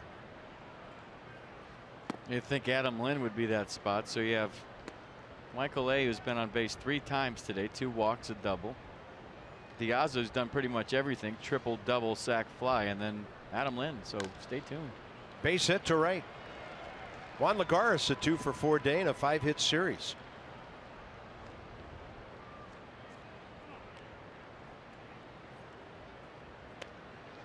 Mike Maddox to the mound with Cabrera coming in to bat right-handed. Whereas we mentioned earlier in this series, he's kind of like Wilmer Defoe, way higher right-handed, 116 points to be exact, hitting .340 from that side of the plate.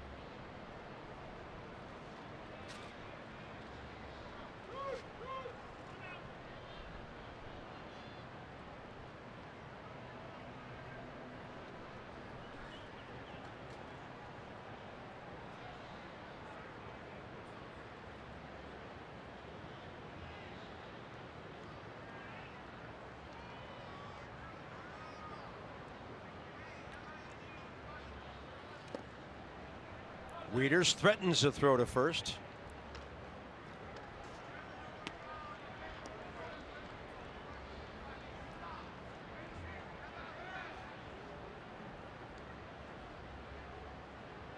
I saw the other day LAGARES not afraid to run all of a sudden. Didn't have the high stolen base total, but he took a few bags.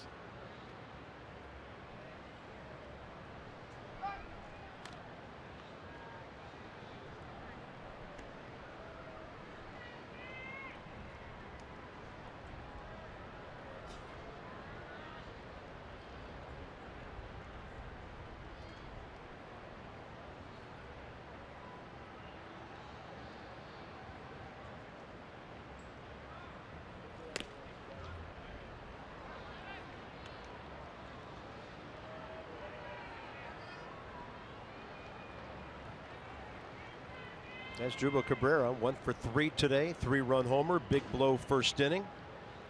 Walk and a run ahead of the Flores 2-run homer, 3rd inning. And Sammy well behind here.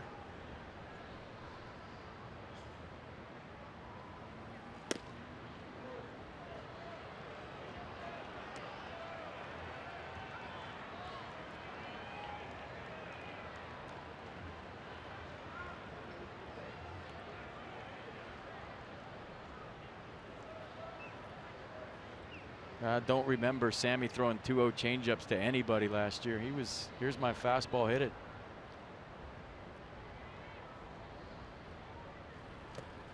Walked him on 4. That could be his last pitch. So after 2 outs, base hit and a walk. Dusty hand. Matt Albers ready for Wilmer Flores, and here we go with that matchup. Nationals trying to keep it a 1-run game as we play 2 outs, top 9.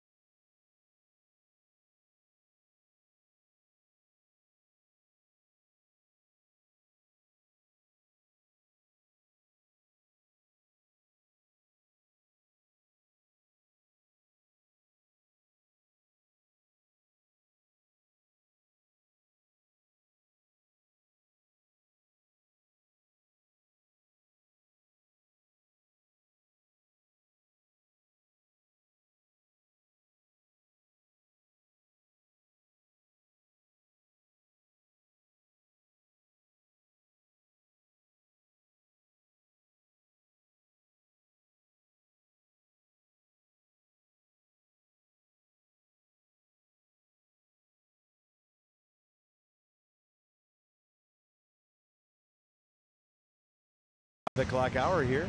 6-5 Mets and DC's premier fantasy football event Saturday, September 9, a live draft party, 10 a.m., 2 p.m., Hill Country Barbecue. All proceeds benefit the Nationals Youth Baseball Academy. Visit ScherzerShowdown.com and register.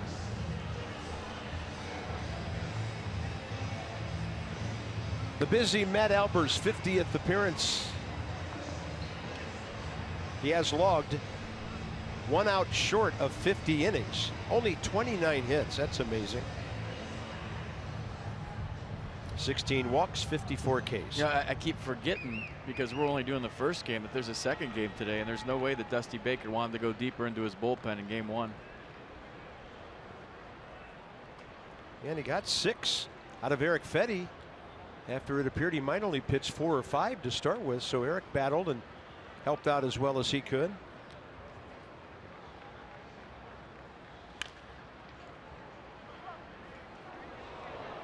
Tanner Roark tonight.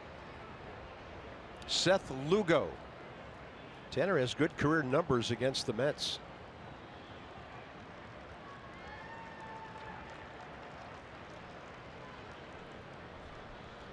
Roark is 6-2 with a 2.61 ERA. 16 games, 10 starts against New York. In the air to right. Alejandro De Aza circling and now over to the line. And that's it. Matt Albers takes care of business. Here we go. Bottom 9. Michael A. Taylor, De Aza, and then probably Adam Lind.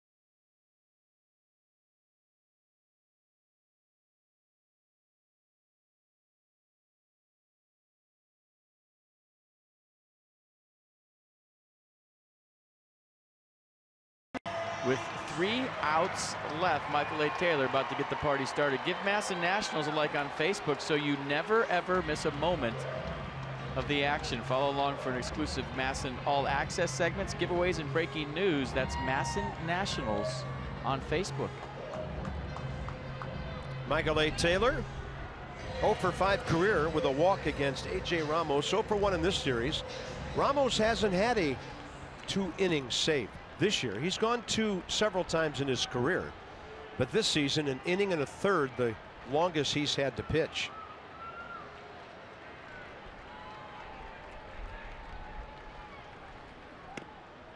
Front door on the slider for a strike.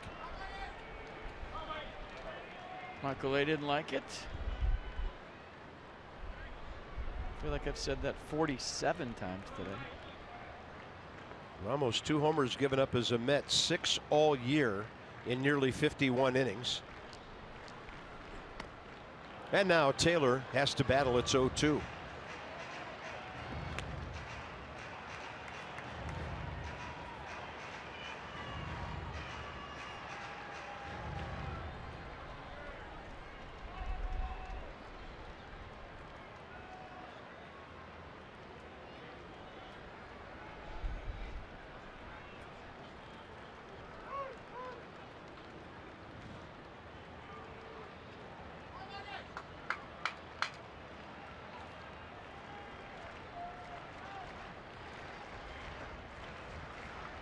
Shadows from the third base grandstand and light towers making their way to the mound here. 0-2 to Taylor.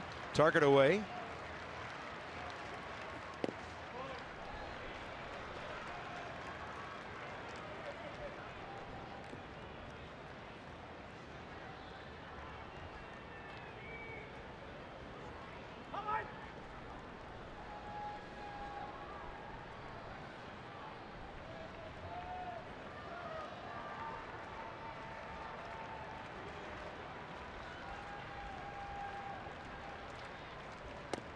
He offered and did not go, says Ramon De Jesus. 2-2.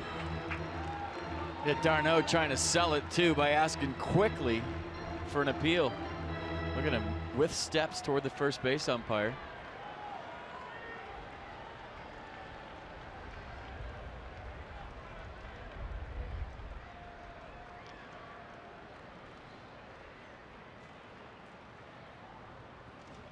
Taylor strikes out on that one.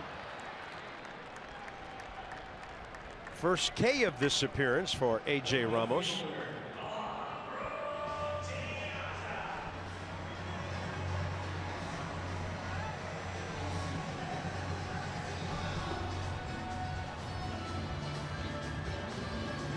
There he is, Adam Lind, who homered off of Ramos here Friday night. Yeah, Diaz's job is to get on any way he can for the big guy on deck.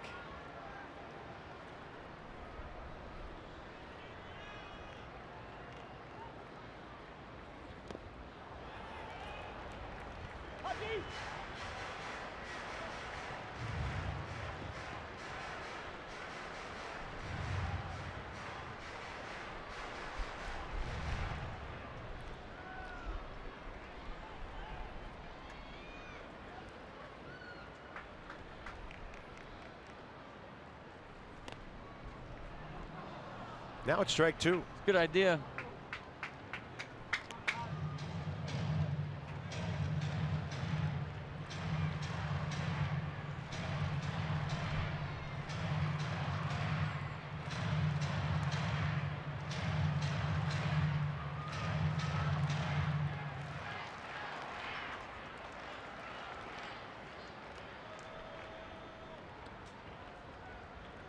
Crowd of 31,904 here today. Nats draw just over 100,000 for the 3-game series. Sitting quiet and hopeful right now. 0-2. Diaz swing and a miss and a ball in the dirt, or did he tip it? No, he's tagged. He says he tipped it.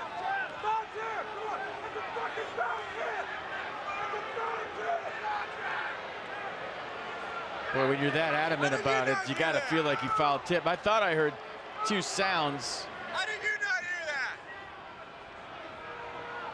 Heard somebody screaming, how did you not hear that?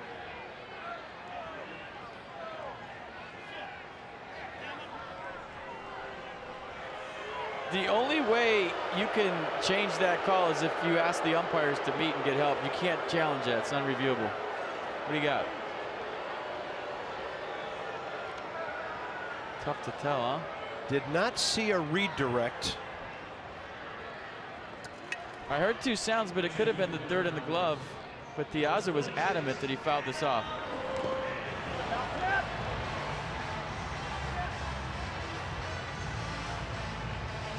Base is empty, 2 outs, and it's up to Adam Lind. Home run Friday, his first career hit in 4 ABs against this right-hander.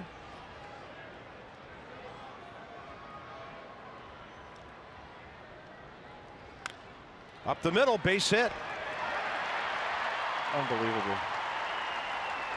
Adam Lind as a pinch hitter now is 14 for 37. I mean, that's so hard. You have no idea. And now he's going to get pinch run for by Edwin Jackson and comes off to a standing O because, I don't know, he's the best pinch hitter in baseball, maybe? Unbelievable. That's a batting average of 378 pinch hitting. Unbelievable. 278 is amazing as a pinch hitter. Well, it works out with Daniel Murphy against a right-handed pitcher in the 9th spot here. All right, here we go. Let it rip, Murph.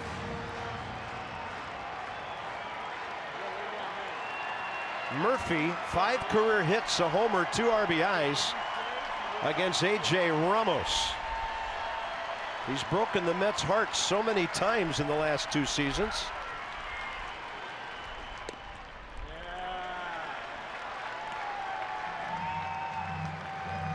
He's got some protection on deck in the form of Howie Kendrick, too.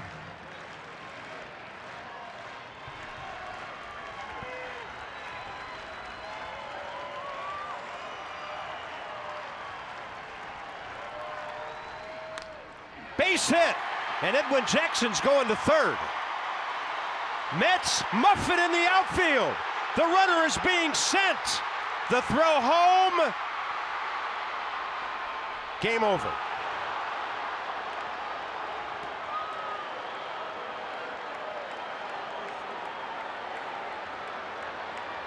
Oh my goodness.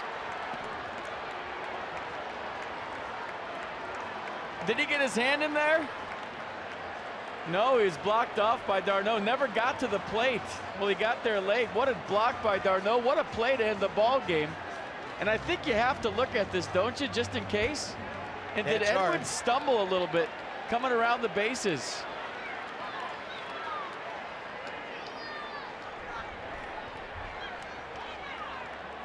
I mean, you got to send them. I'm sorry. So they muffed it out there. Here's the relay. As Drupal Cabrera on a hop, give him tons of credit for picking that and throwing it all in one motion. And I thought Edwin stumbled around third, and he did. That was the difference between safe and out. Did you see the route right before the base? Maybe trying to get his feet right. I mean, give Edwin credit for the effort right there, but I think the stumble around third is the difference between safe and out, and a difference between we're still playing and we're not. Watch right there, that little stumble, and did he even touch third?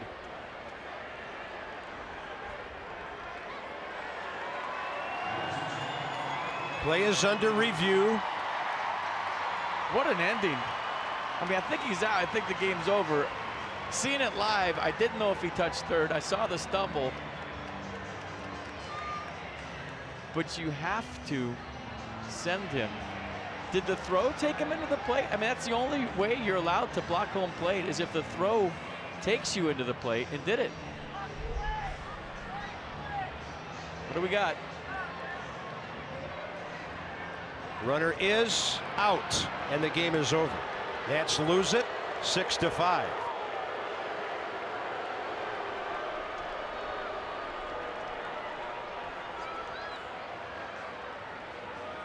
If the throw takes you into the plate, you're allowed as a base runner to bowl over the catcher, and that's what Major League Baseball is saying, that throw took d'Arnaud into blocking the play. I mean, we can't go, yeah, there's way too much going on to end this game. Watch the throw. Did it take him into the plate? And that's what you got to ask yourself. And that's what MLB has to ask themselves. Was the natural movement of the throw why d'Arnaud blocked the plate, or did he catch it and then drop a knee and block the plate?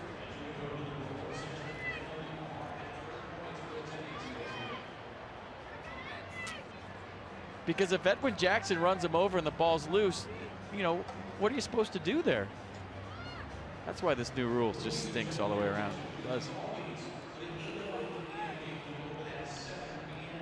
So the game ends on a Daniel Murphy hit.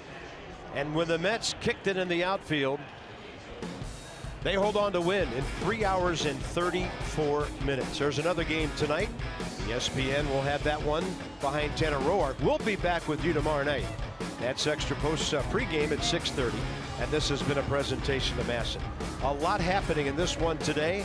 The Mets win at 6-5. They're 2-1 in the series. And until tomorrow night with Nats Extra coming up, so long for just a while.